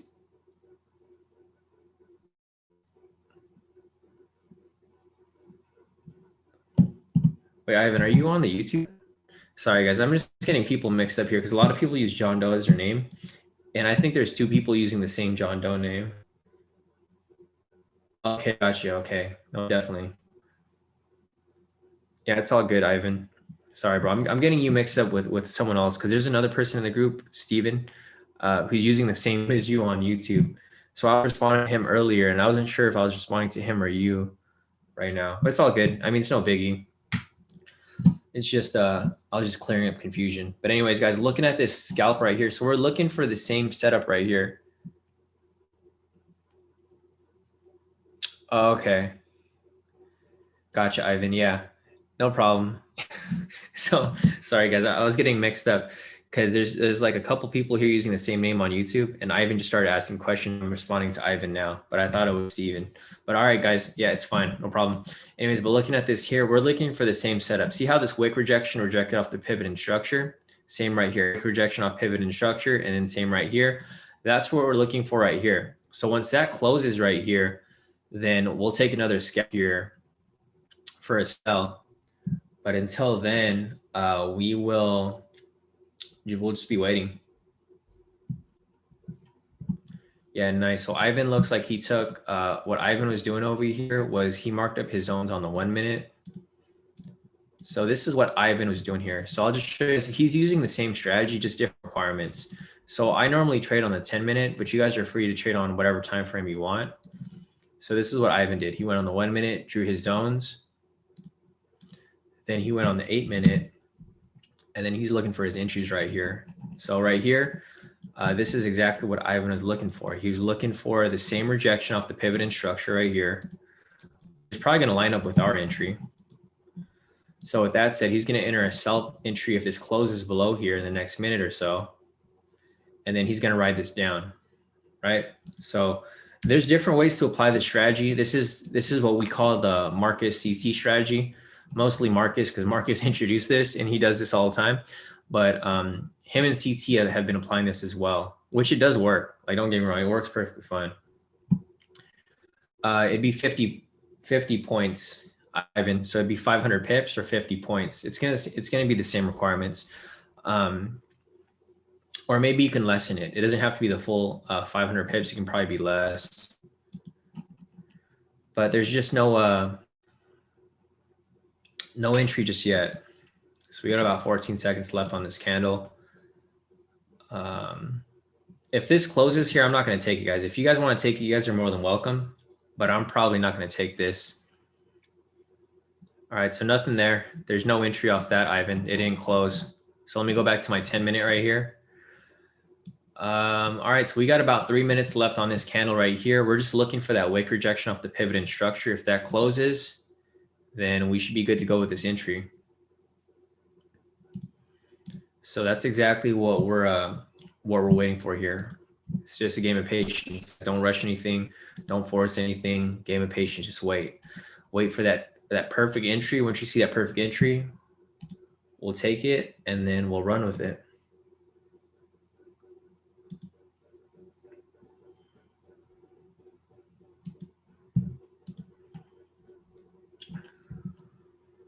Let's see.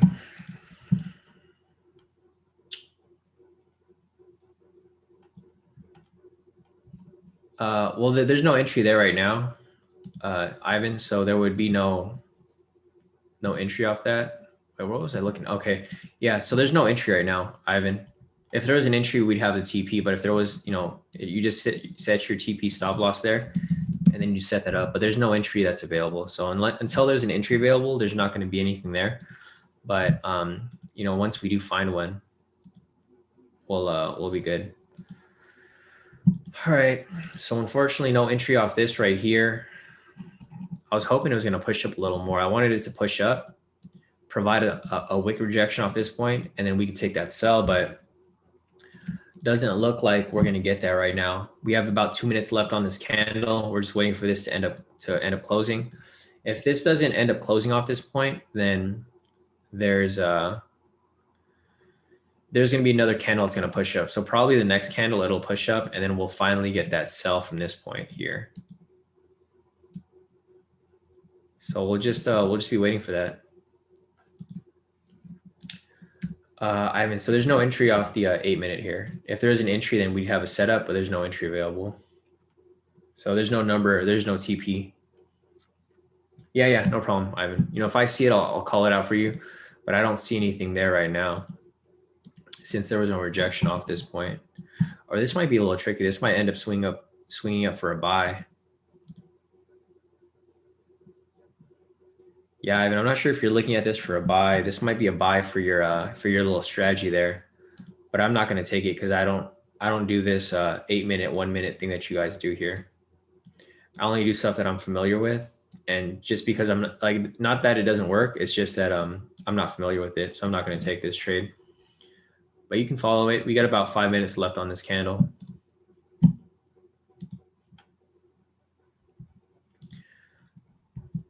Gotcha. Yeah, CT said the same with Nasdaq. He's looking for a buy there. So let me go to the Nasdaq real quick. I don't see it on here. CT, are you talking about the 1 and 8? Yeah, I think you're talking about the 1 and the 8, right?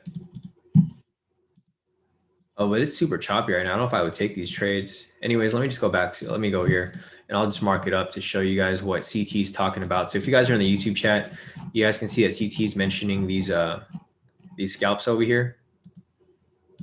So it looks like there's one right here.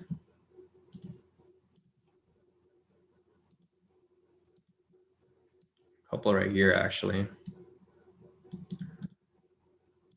Go back on the 8-minute. Turn this off. Oh, I see it. Yeah, so CT identified this this buy right here. So I'm not sure if anyone took that trade. Yeah, I'm not sure if anyone took that trade here for this buy off Nasdaq, but I guess technically it's active right now. So that trade right there for US30, I think there was an entry there for that strategy that you're applying, Ivan. So like this right here, this would provide for a buy entry, but I'm not going to take this because it doesn't qualify for my requirements. I trade on the 10-minute.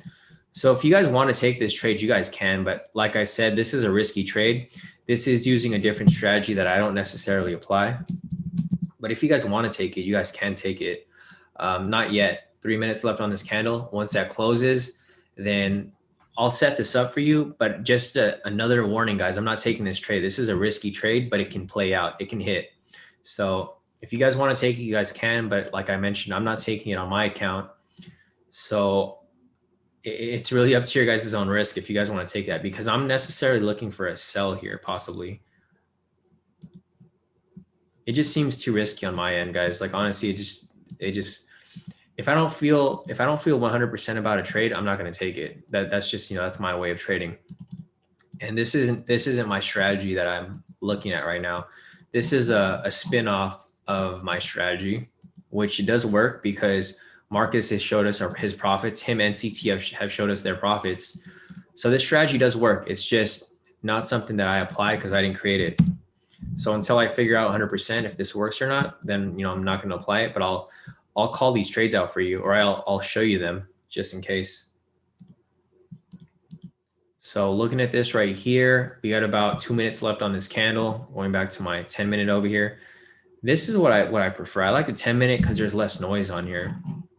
But sometimes if there's no trades on here, then a lot of you guys have been killing it also on the on this over here as well.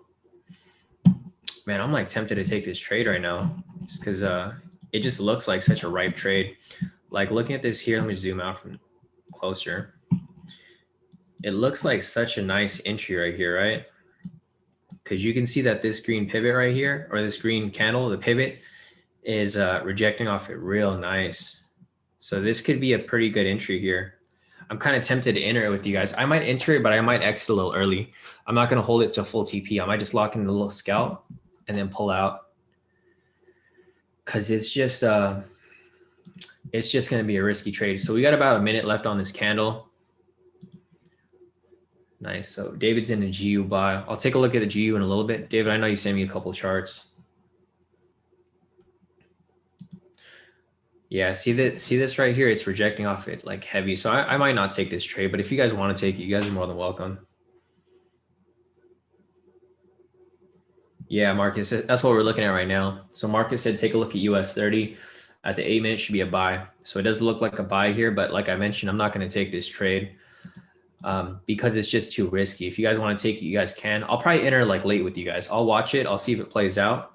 If it does play out, I'll just hop in for like a quick little scalp and I'll hop out. Not really looking for anything too crazy right now. Oh man, so this is a sell here. So I'm gonna take the sell, guys. I'm probably not gonna take that buy. I'm gonna take this sell. So it's up to you guys what you guys want to take. These are conflicting trades right here. Because the 8-minute right here could be a buy, but my 10-minute is gonna be a sell. So if you guys ask me what I'm gonna take the sell. Because this fits my requirements right here. All right, guys. So if you guys wanted to take that trade, you guys could have right here off the 8-minute, but this is going to conflict with my own strategy over here for a buy. I mean, for a sell. So I'm going to go with mine. If you guys want to take the other one, you guys are more than welcome. But, I'm going to stick to what I do. And what I do is I normally take this right here. So we'll wait and see how this plays out. But this is why I don't go on different time frames. Because if I go on different time frames, you're going to run into some issues. So here's the trade for that. This candle hasn't even closed yet. So what might happen here is this might even push up higher before this even closes. And if that's the case, then if you guys took the earlier entry here, you probably would have hit TP at that point. So here's the 8-minute entry. If you guys wanted to take that, that's currently running. I didn't take this trade. I'm waiting for this to close here for a possible sell. And I don't want to overlap my trades. So I'm not going to take that one. Marcus said take Shawn. I'm not going to take the 8-minute because it's going to go against the 10-minute right here. The 10-minute is stronger than the 8-minute. So we'll see how that plays out. Let's see what we got over here. So we got about 4 minutes left on this. Let me see. CT sent me. All right. CT said, look at that volume. Yeah, there's a ton of volume there. So what do you think about this, CT? Are you going to take this for a buy? Or are you taking it for a sell? I'm looking for that sell there, but I don't know. We'll see. Yeah, this is a risky trade. I might not even take this sell right here. I mean, you guys can take this as well. I'll give you guys a setup for both. This is the 8-minute entry right here, and then this would be the 10-minute entry right here. If it ends up closing below, it needs to close below with a red candle or somewhere around there.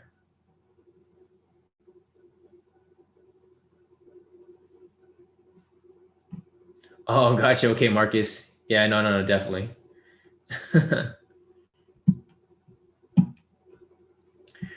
Yeah, no, definitely, Marcus. Yeah, Marcus said to take my trade, not his. So this is Marcus's trade right here. This could play out. I mean, honestly, it could play out, but they're conflicting. Like this would have been my entry right here, but this would be Marcus's entry, which is still pushing up. And what CT mentioned over here was don't take any buys until it reaches this volume right here. So until price reaches this upper area, then he's saying, no, probably not a good idea to take those trades. But man, what a crazy move right here. So if price reaches this area right here, is a ton of volume. Just looking at CC's charts right here, ton of volume in that area. So we could probably see some liquidity hit, once it gets to this area over here. I think this would be the liquidity area around this. So this area right here is where it's going to spike up if it ends up spiking up. If not, and we'll just have to wait and see how that plays out.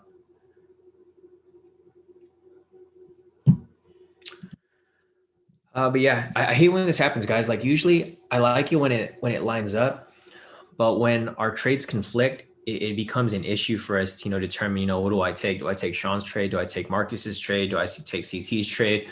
It's just a little bit tricky. So we got about 2 minutes left on this candle right here, waiting for this to close. Once it closes, then it might be a sell.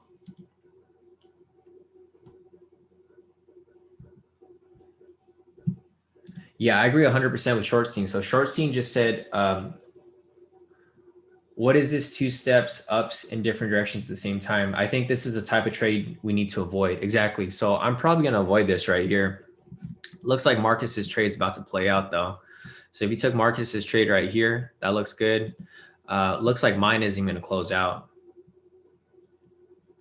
So this is what I kind of see happening here. So if price ends up breaking above the structure, this is what I see happening. Price breaks above it, comes back down for a retest, and then we take the buy instead of this sell. So this sell doesn't look like it's going to close out, but we'll follow it. I'm going to keep watching it, see how this plays out. If this ends up being the situation, then this ends up being the situation, right? We'll start taking some buys instead. So Marcus, looks like your trade's playing out, bro. If it plays out, congrats to you, man, if you took that. But I'll be waiting for this, see how this plays out. We got about a minute left on this candle. It's about to be 9:30. So at 9:30, I'm gonna start looking for some Forex trades because the candle's gonna close in about 30 minutes. And then we'll start looking for both intraday trades for Forex and for some more scalps off this as well. All right, so it looks like it's not gonna close for that sell. Looks like we might be looking for a buy instead. Nice, Marcus. So your entry's starting to play out. I might enter that for a buy real quick, just a small one. Just keep riding that thing up, huh? So let's see. All right, yeah. So it looks like it's pushing up pretty nice right there. So we'll see how far is it from full TP. It's about 300 pips of full TP right there. So we'll see how this plays out here, guys. It doesn't look like we're going to have that sell. We got about 20 seconds left on this candle. So when the 20 seconds dwindles down, we'll see where this ends up playing out. All right, so no sell. So scratch that sell, guys.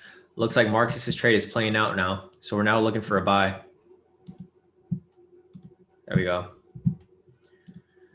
All right, Marcus, so good call off that. Now we just need price to retrace down a little bit, little retracement, rejection off this point right here with the wick, and then we can take that buy in that direction. So we'll see how this plays out, but yeah, Marcus, your trade's starting to play out right here. And, looking back at CC's chart over here, he marked a volatility around this middle area over here. So once price reaches this area over here, we can see some liquidity push price up to full TP. So we'll keep watching it, and then we'll see how this ends up playing out from that point. But yeah, I'm not going to mess with I'm not going to mess with it right now. I'm just going to wait for it to play out. See how price is coming down, this red candle? It's going to come down. It's going to reject off the pivot and structure, and then it's going to shoot back up. That's where we take the buy. So guys, be patient with this. Don't just enter just because, you know, enter with some sort of analysis. Don't just enter because your gut tells you, oh, I got to enter this trade. You got to enter the trade when there's actual trade there. So I'm going to step away for 1 second, run to the restroom, be right back.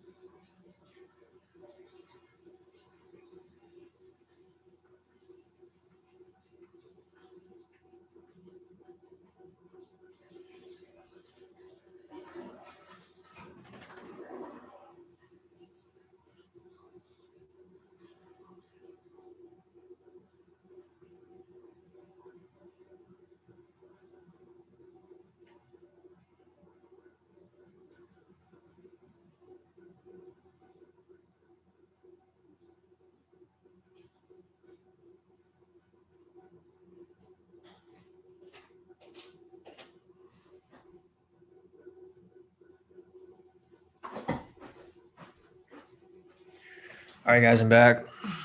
Let's see. So that candle is starting to play. I mean, we still need it to touch the pivot, guys. So we're not going to take a buy until it touches the pivot. Yeah, I mean, we're just waiting for this. I'm waiting for it to come down a little bit, you know, come back, reject off the pivot and structure. Then we take that buy, and then we scalp both ways. So you guys can see here, like, you know, price is trending down, but even though it's trending down, that doesn't deter us from taking, you know, a buy, because price can easily shift. Like, keep in mind, like, look at this over here. Price shifts up, then it shifts down. It goes back and forth. So don't get married to one position. Like, if you see price trending up, like for example, right here, price trending up super heavy, right? But then it swings back down right here. If you were to miss this trade right here, you would have missed a perfectly good position right there, right? The full TP. So don't get stuck on one position. If just because price is trending one area doesn't necessarily mean that price is going to continue on. So we'll be waiting for this, but we will. We just need that confirmation. We need that wick to touch the pivot. Once it does, then we can possibly take this trade. If not, looks like Marcus's trade's playing out, Marcus. So nice work off that, bro. If you took that. Yeah, exactly. So Marcus is in that trade. He's doing pretty nice off that. I'm kind of tempted to enter this, but I don't know. We'll see. Nah, I'm not going to. That's when I start making mistakes. Don't like yeah, and there's that burst that that CT mentioned.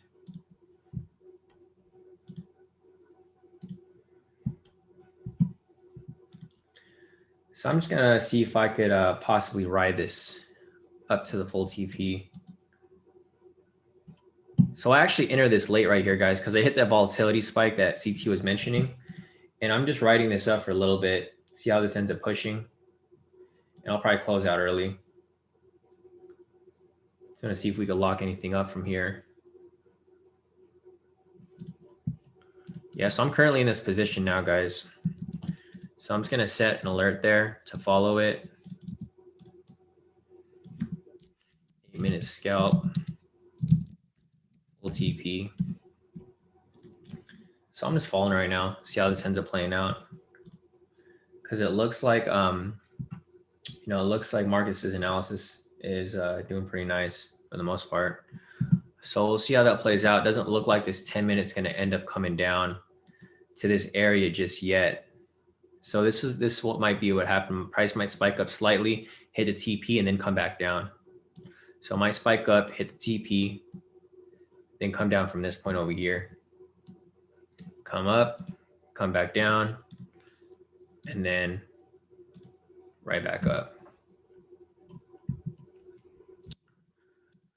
So nice call off that, Marcus. Looks good for the most part. Other than that, there's no entry here until it ends up coming down, right? So we're just waiting for that to come down. Until that happens, be sitting tight.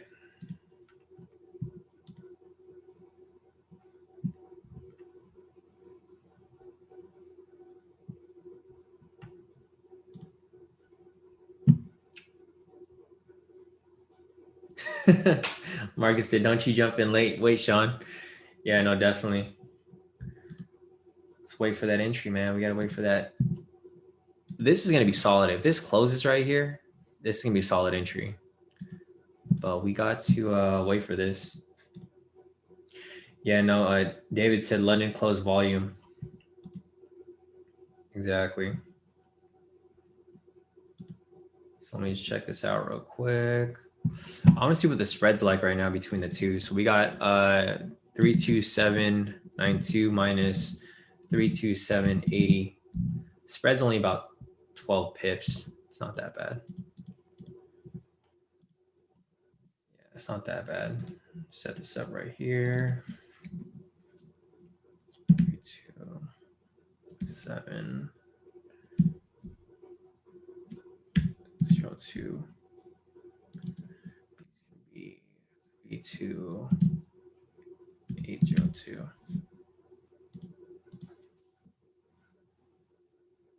All right, so we'll see how this plays out. This is probably going to bounce around from this point. Let me see real quick. All right, nice.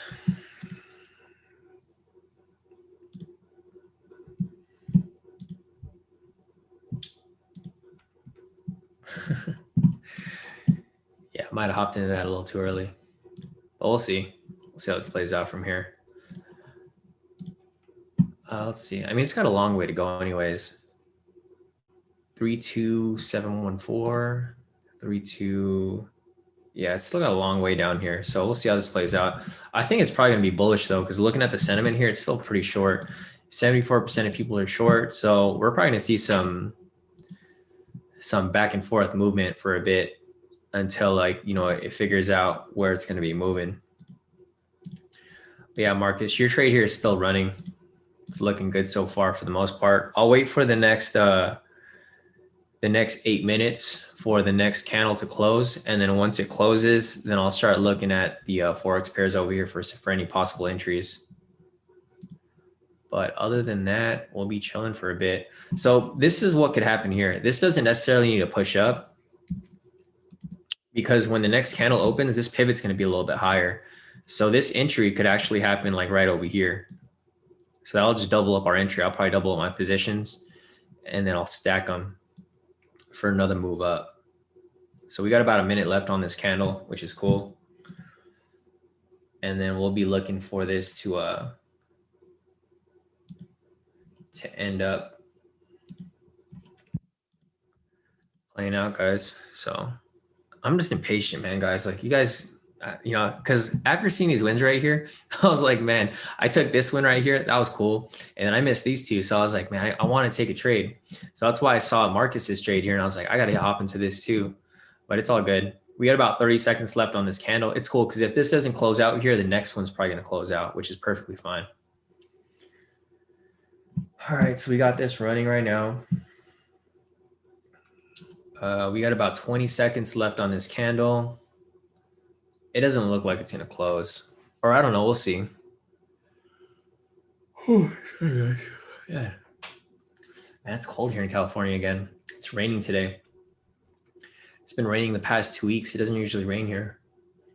So this is like cold to us. I know David over there is probably snowing on the East Coast.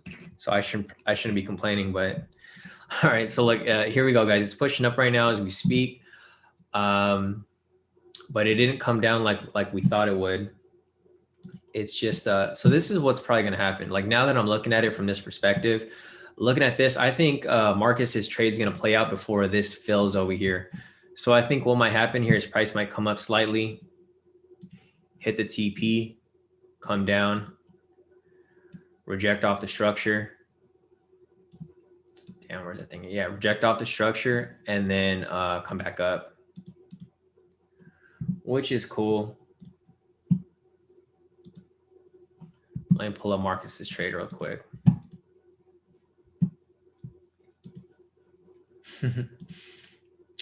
Yeah, I really hopped into that trade. I didn't even think about it. David says cold over there on the East Coast. Man, I bet, bro. I can't deal with that snow. I don't know how you guys deal with that snow out there. Shoveling snow, man, that only happens in movies. Right, David? I've never shoveled snow in my life. Never will shovel snow in my life. I'm gonna stay here in this tropical weather. I'm gonna be on the West Coast, or I'll be in Florida where it's nice and warm. There's no way I'm going to the snow. Never. All right, so this is about to push up to full TP right there. So yeah, Marcus's position is playing out pretty smoothly. It looks good for the most part. We'll keep watching it, and we'll see where this goes. Other than that, I mean, this is just gonna keep. I'm gonna take this off. We'll just watch it and see how it plays. But this definitely looks like it's gonna keep pushing up a little higher.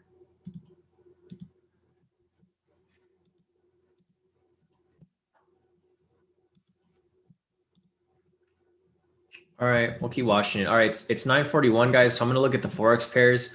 I'm gonna see if there's any entries here, and I'll analyze anything along the way if I see anything that's, you know, possibly available. We were looking at this buy here for USD CAD, but we were waiting for the buy signal to close, which it never did. So there's no entry there for USD CAD. Let's go to odd CAD right here.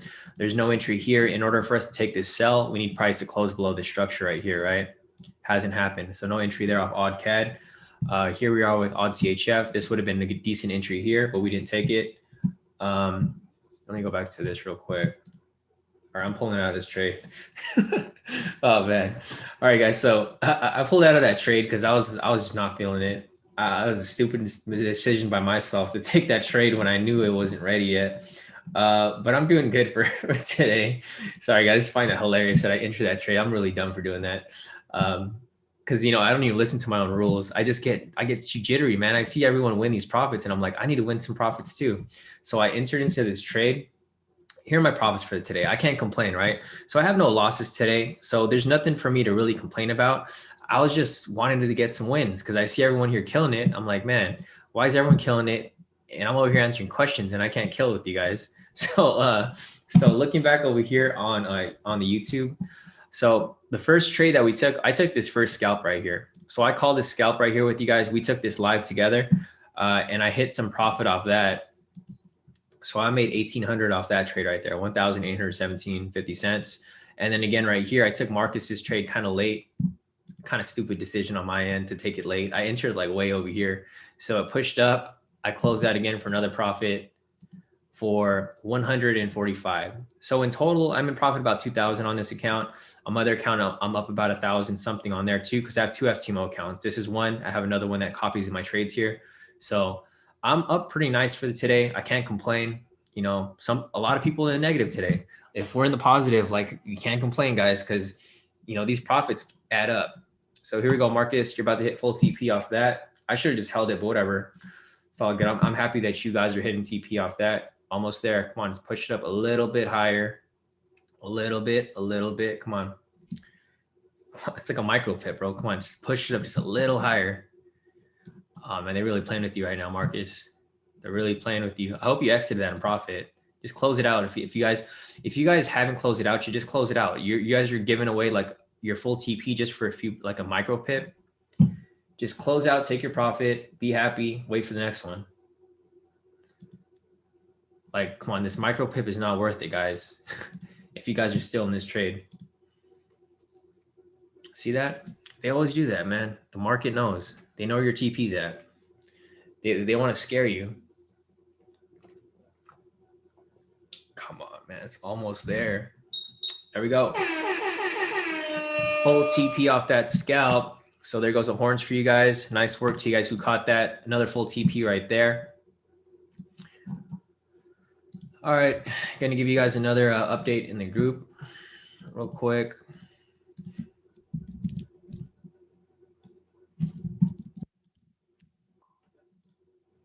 So guys, it's a lot of full TPs here that I've been hitting. So nice work to you guys again who took that trade. Nice work to you, Marcus, for that little tip. So congrats, you guys. You know, whoever's taking these trades,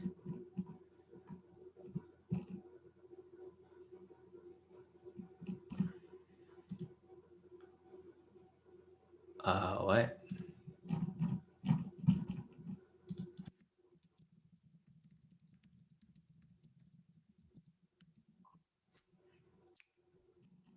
So Ing over here said price was going to come down, but we just hit TP.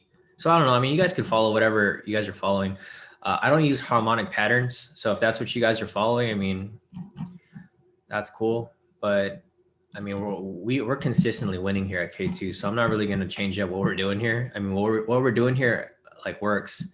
So we're just going to keep doing what we're doing here.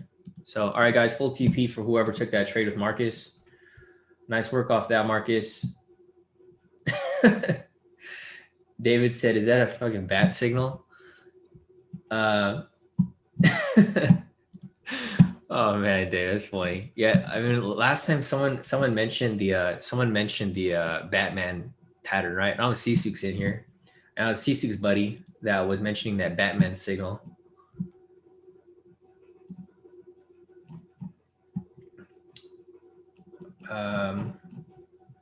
So Razo is asking what's a volume indicator. So Razo, the volume indicator is just volume. It's the built-in indicator for Trading View, but you have to use a different symbol, not currency.com. You have to use Awanda because they have volume data. But all right, man. So great work to you guys, man. Congrats to everybody who hit that right there. Looks like, yeah, billionaire mindset. Looks like you probably caught that. You look pretty happy right now. Salim said 4 wins today. Let's go. Yeah, so definitely. You guys are killing it, guys. So we have about a bunch of wins here. So we have 1, 2, 3, 4. So 1, 2, 3 right here. And then we got 4 over here off Marcus's trade. So we got, congrats to everybody here who's killing it. I mean, you guys can apply whatever strategy you guys want, but obviously, you know, what we're doing here works. So, I mean, if you guys want to do what we're doing, you guys are more than welcome. If not, that's cool too. There's no right or wrong way to trade. It's just, you know, I trade what works and I trade what wins. I'm not going to go and guess and trade some different strategies that are maybes. I only trade strategies that are, you know, for sure.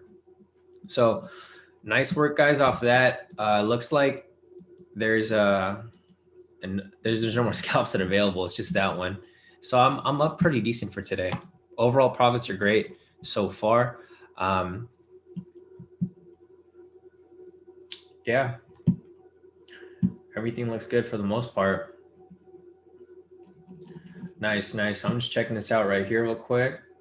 Yeah. Salim Sifin about to be a great week.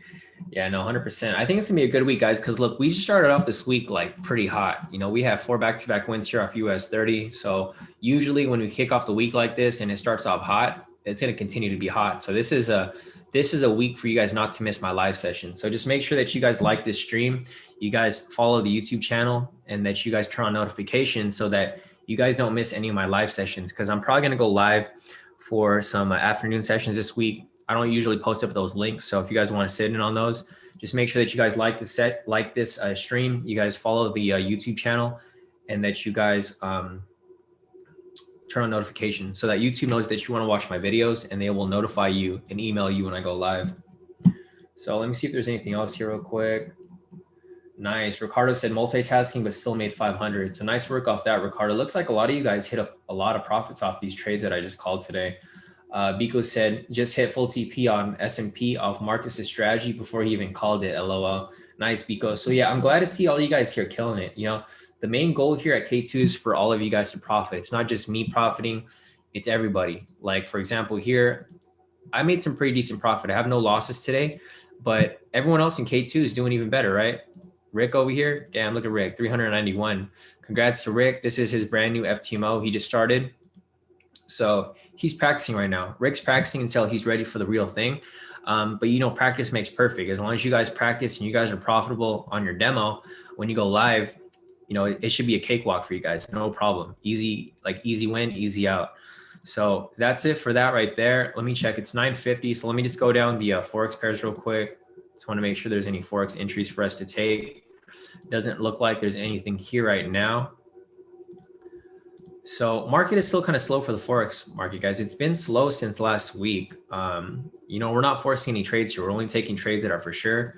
And if there's nothing here that's available just yet, we'll be waiting for trades to be available. So there's nothing here on the Forex chart. So if you guys are following me on Forex, there's not really much for us to take your follow right now. Yeah, so I went down the entire Forex list right here. There's really nothing for us to take. Euro CHF, this would be good if price closes below here. If that happens, we can take a sell, but it's not happening. Same with Euro USD right here. We have a sell stop here, which can possibly fill it as it comes down. But right now, technically, there's no entry available. So for Forex, doesn't look like there's much for us to take. For indices, though, looks like price is now going to range.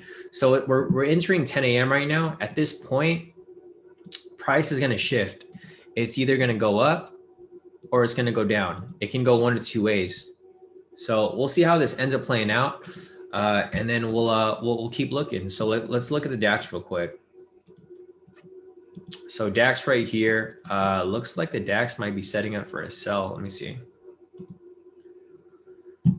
Man, this is too messy. I'm not going to mess with the DAX, guys. So some of you guys do like trading the DAX, but this is just way too messy for me because, like, look how many zones are down here, right? I probably wouldn't want to mess with this right now. So I see you sending me your charts over there, Ivan, for the DAX. I probably wouldn't mess with this right here.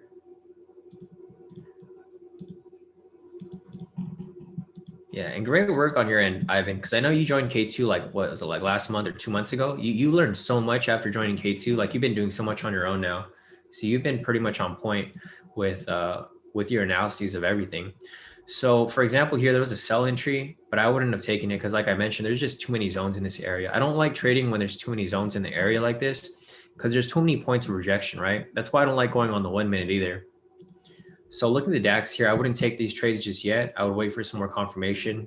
Like I said, I normally only trade US30, so I don't really mess with any of those other ones. But there are no entries available just yet. See if there's anything else over here. So let's go back to the 1 minute over here real quick, see what you guys have been looking at over here. So it looks like there's more zones around this area. Go back to your 8 minute. So you guys can see here that this strategy works pretty nice. Like, this is not even my strategy. This is Marcus's strategy. Like, Marcus literally just joined K2. Like, when did you join K2, Marcus? Like 2 weeks ago? And Marcus is calling trades, right? He's calling trades. He's killing it. If you guys see my chat with Marcus, like, man, Marcus is on point. Look, Marcus over here. He sends me his trades all the time. He literally just joined K2. Look, he joined K2 on March 3rd. What's today, March 15th? He's been in K2 for like 2 weeks. He's got the indicators, and every day he's working, he's grinding. Look at this, full TP off that. He's showing me his trades. Like, he really wants to learn. So if you guys really want to learn, it's possible. Look, Marcus literally was just in here like 2 weeks ago, and he's killing it. Like, every day he's sending me his profits. Every day he's sending me his charts. And this is what I like to see, guys. I like to see you guys grind. Like, you guys join K2. You guys join for a reason, right? To be profitable. So Marcus is actually making an example out of that. Like, he's like a prime example of what can happen in K2 if you actually, 131. He's killing it every day. And he created this strategy on his own. Yeah, I remember Marcus joined in. He kept asking the same question. He's like, how do I sign up? How do I sign up? And we kept telling him, and he finally signed up. And then he's been killing it so far. So nice work, Marcus. I'm proud of you, bro. You've been on point, like, with everything. I think you're probably the most consistent person that's been pushing it, recently, because everyone is pretty much familiar with everything already. But just looking at Marcus here, see, look at all the chats with Marcus. He's not talking no BS with you. Like, we're not just talking the shit all the time. We're not just going back and forth. He's actually showing me stuff that he's doing, and he's confirming with me to, improve his knowledge. Because if you look at all his chat right here from March 3rd up until March 9th, every trade he sends me are all winners, because he's actually getting this. He's not like messing around. He's actually learning this stuff and getting it down and hitting TPs like back and forth, guys. Like, if you guys send your charts to me, like, he's like, TP, baby. Like, if you just send me your charts, I can help you guys become a perfect trader. Like, look at Marcus right here. He's killing it, dude. S&P. He's not even only trading US30. He's trading S&P. He's trading like whatever he can think of. Look at this right here. Look at Marcus at another one, 4 in a row. Let's get it, fam. So he hit 4 TPs in a row. Just killing it. So, if you guys are doing well in K2, I'm going to give you guys a shout out. I'm not hiding you guys from anybody. I'm making sure that everyone here is on point. And look at Marcus's profits right here. He's trading S&P and he's trading US30, and like, homie's on point. Look at this. Damn, straight TPs, US30. So great work, bro. And I'm here to help you guys out. You know, if you guys really want to learn, I'm here to help you guys out. And I'm here to make sure that you guys kill it. Like, you guys don't have to just copy my signals. You guys can trade on your own and lock in these profits, you know, on your own time. So great work to Marcus, great work to everyone else here. But other than that, I think that's about it for our session today, guys. It looks like the market's starting to die down a little bit. So I think we might be taking a break. We'll take a little lunch break right now from like 10 until like maybe from 10 until the afternoon session. And then after that, I think we should be back maybe for Asia session later tonight. So if you guys have any other questions, you guys can send them over to me. But I think as of now, there just isn't really many entries available. So I'm looking at the 1 minute here using Marcus's strategy. And we just don't really see anything available right now on Marcus's and TT's and on mine either.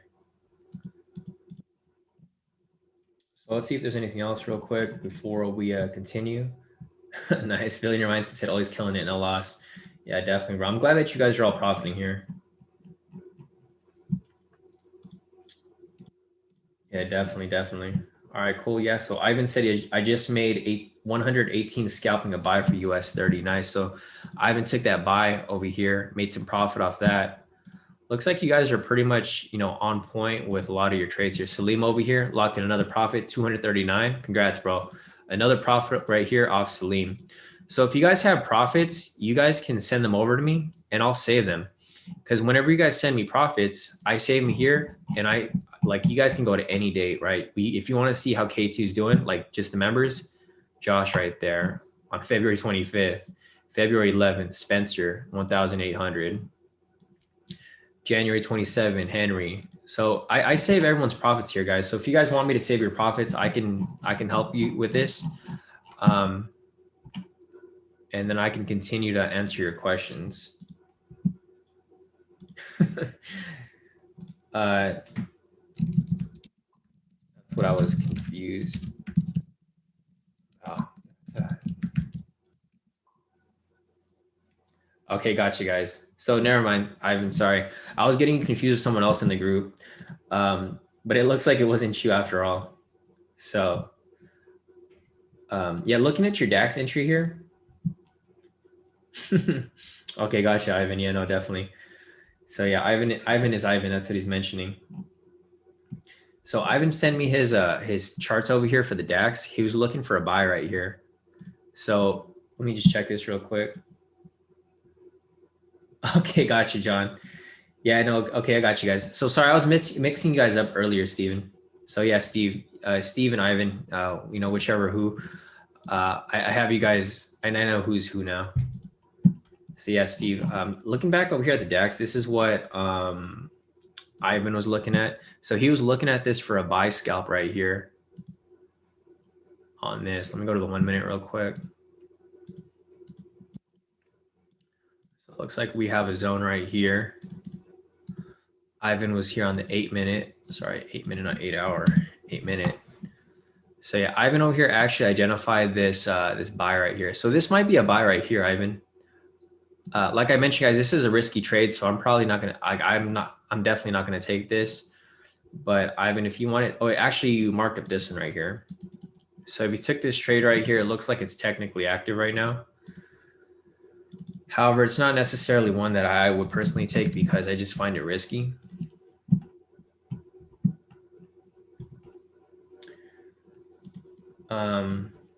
But yeah, so here's Ivan right here. He sent me his charts. He took the DAX. It's that same entry that's right here, I guess. Yeah, same exact entry. So this entry right here is the one that Ivan took. It's in profit right now. It looks good, but it's not something that I would take, right? I'm just telling you guys that, you know, this is what people are seeing. I see it too, but it's just risky on my end. So I'm not hopping into trades all the time. Nice. Steven over here locked in about 189. Nice work, Steven. So this is John Doe in the chat. I'm mixing up John Doe with Ivan over here, but nice work off this, Steven. Looks like you locked in some pretty solid profits. So he locked in about 189 off that US30 scalp that I called earlier, like one of these over here, I think. Which one was it? Yeah, he took the scalp right here, the little cells that I called. And he locked in, he took a buy and he took a sell. So he took this sell right here. He made 189 off this sell. And then he took this buy over here off US30. And you guys can see, you know, it's not just me profiting. It's like everyone in K2. So he took this sell right here off the 10-minute. Then he took this buy over here. So nice work off that, Steven. I know, Steven, you're building up as well. Like I know Steven's been with K2 for a bit too, but he's like learning every single day. So I'm trying to help Steven to make sure he locks everything in, because that's my main goal here, guys. I want you guys all to be profitable, not just me, not just like a couple other people here. I want everyone to be killing it. So nice work to you, Steven. I saved your messages here for this. So I'll be posting this for the wins for the day. So I think we're good for the most part. Rick said, Shawn, you're going to be going live for us premium folks. I still need your training wheels. Yeah, no, definitely, bro. I'll definitely be helping you guys out a little later. So here's Marcus again. Marcus just killed it one more time. So like I mentioned, Marcus, another full TP right there, right? He's killing it, guys. Guys are on point with this. So we didn't take that daily entry, so it's fine. I'm just following the trades that we actually took today. So it is 10 o'clock now, guys. So I think this is it for this session. I probably will be going back a little later, but let me check the questions real quick to see if I'm missing anything here. All right, so Mark said KJPY did have a buy signal on 10-minute mark that matched the trend meter, but not anymore. Buy signal back now on KJPY 30-minute, just waiting for the opening candle. Nice, Mark. Yeah, if that ends up closing, you can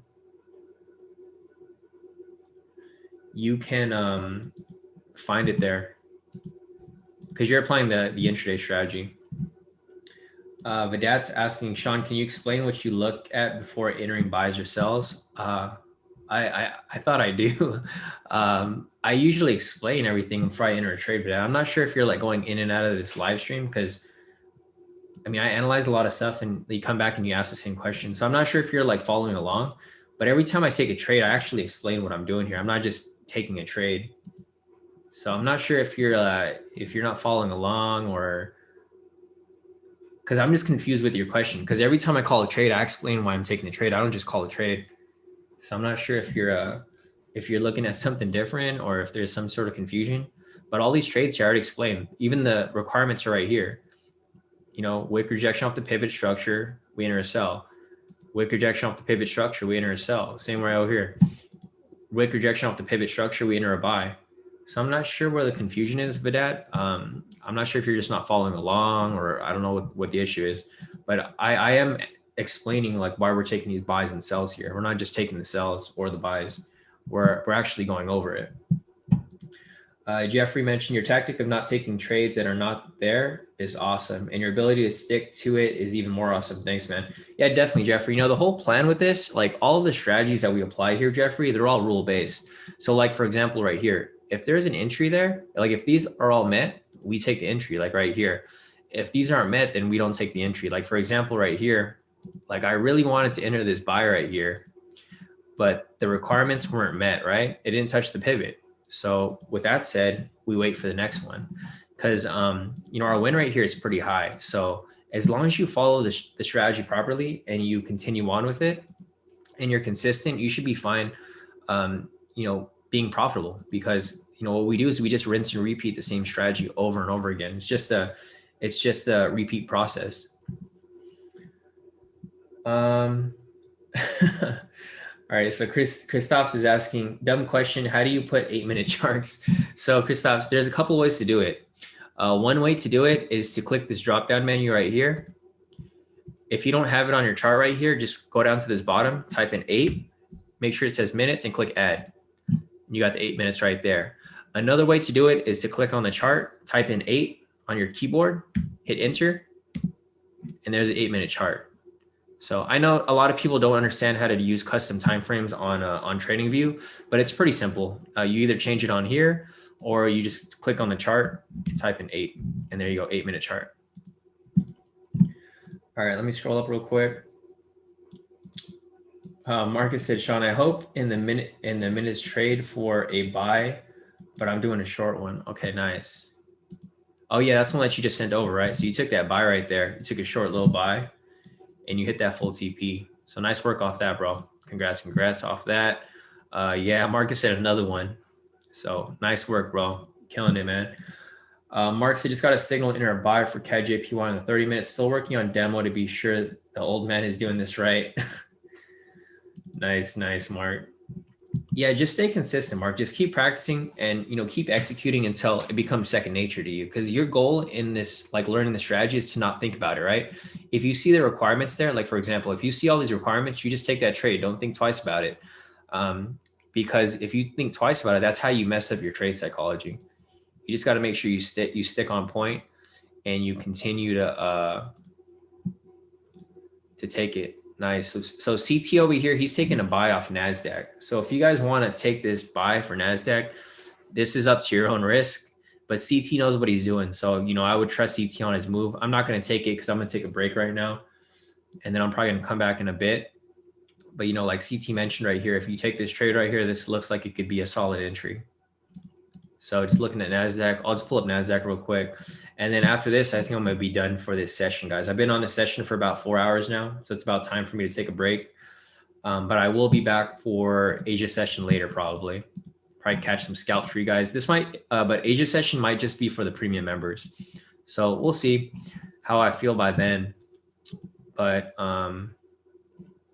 yeah, I don't see the entry here on the 10-minute. I think CT was applying that on the 1 and 8.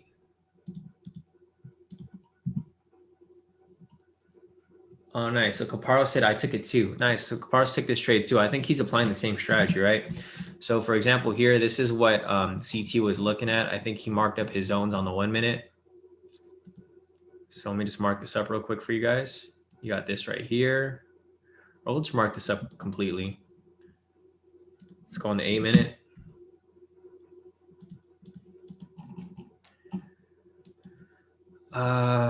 All right, yeah. So it looks like there's a couple entries right here. I don't know where CT's at. Let me see.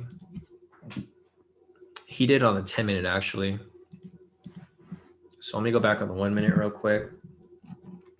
Yeah, CT mentioned that it's too late, so he doesn't recommend anyone else re-enter that trade right now, which I agree. It is way too late to enter this trade. But it looks like CT is super on point with this. So like, for example, right here, I think you took the buy off this right here. So if you end up taking this buy right here, or I don't know where he took it, but either way, it looks like this is about to be at full TP already, or it already did. So there's a full TP right there and another one right here. But I'm not going to take this trade because like I mentioned, I don't like trading when price is choppy. This is too choppy for me right here. So I wouldn't take it. But if you guys did take it and you guys are feeling risky, you did pretty good off that. So nice work off that too, CT. Nice. Okay, so I'll look at one more thing. Let's see, Mark is in KJPY. And I'll show you this other strategy. So there's different strategies that we apply here. Mark is applying a different strategy on the 30-minute. So what he's applying is he's applying the intraday entry over here. So let's see. I don't really see it on my end. Let me see. Okay, yeah. So Mark entered this trade right here. So this is one that he was talking about. He entered this long position right here. Let's see, about 20 pips. So yeah, Mark entered this position here. This is a different strategy. So Mark's entering the intraday strategy. Right here, we have a buy signal. It matches with the trend meter down here, which provides the overall trend on 4 different time frames. You can see right here that we have the overall trend for the 30-minute, 1 hour, 2 hour, and 4 hour. So Mark entered this buy right here, and he's currently running it in profit as we speak. So nice work off that, Mark. You did identify that perfectly. I know the trend meter changed a little bit here, but when you entered it, it was exactly on point. It was green down here, green up here, good to go. Oh no, sorry, my bad, Mark. I'm on the 10-minute. Okay, yeah, so right here. So let's go back over here. Yeah, so Mark entered right here actually. So looking at this here, we have a buy signal. The trend meter is green right here. So it's a valid buy entry for the intraday using the intraday strategy right here. So nice work off that, Mark. Yeah, you're definitely here in profit right now. So you identified this perfectly and you're on your way to full TP. So for example, right here, another entry, TP would have been somewhere around here, 15 pips, I'm assuming. So if you took this one right here, this would have been full TP as well. So full TP right there. Mark's on his way to full TP again right here. And there's another entry right here as well.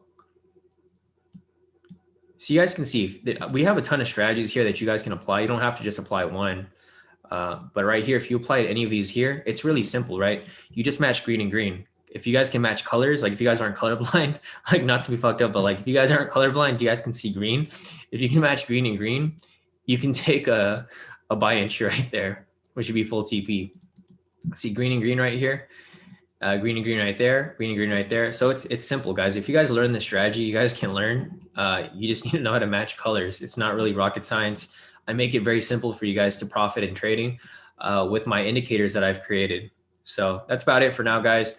Other than that, I think we're good for now. So that's it for right now, guys. I've been on this live stream for about 4 hours, so I got to take a break. I'm gonna take a little lunch break. I'll be back in about 2 p.m. my time. So it's in about 4 hours, 10, 11, 12, 1, 2, about 4 hours. I'll be live again. Possibly if, actually, I don't know if James wants that to be public. So I might be on live with you guys later. If not, I'll catch you guys later tonight. I'll have another live session with Funky. But other than that, great work to you guys. Nice profits overall. Like today, I didn't know if today was going to be a good day or a bad day, but clearly it's been a good day. 4 back-to-back wins for US30, a bunch of other wins for you guys here as well. So super on point with everyone today. So we kicked off this week pretty hot. I think the week's going to continue being hot. So don't miss out on any other live sessions, guys. I'm going to be scalping all week this week. We got to make up for last week's slow week. So other than that, thanks for showing up, guys. And if you guys haven't already on your way out, if you guys can like this stream, follow the YouTube channel and subscribe, that'll definitely help us continue to grow this channel. And I'll continue to come live for you guys every morning. So other than that, I'll catch you guys later. If you guys have questions, just reach out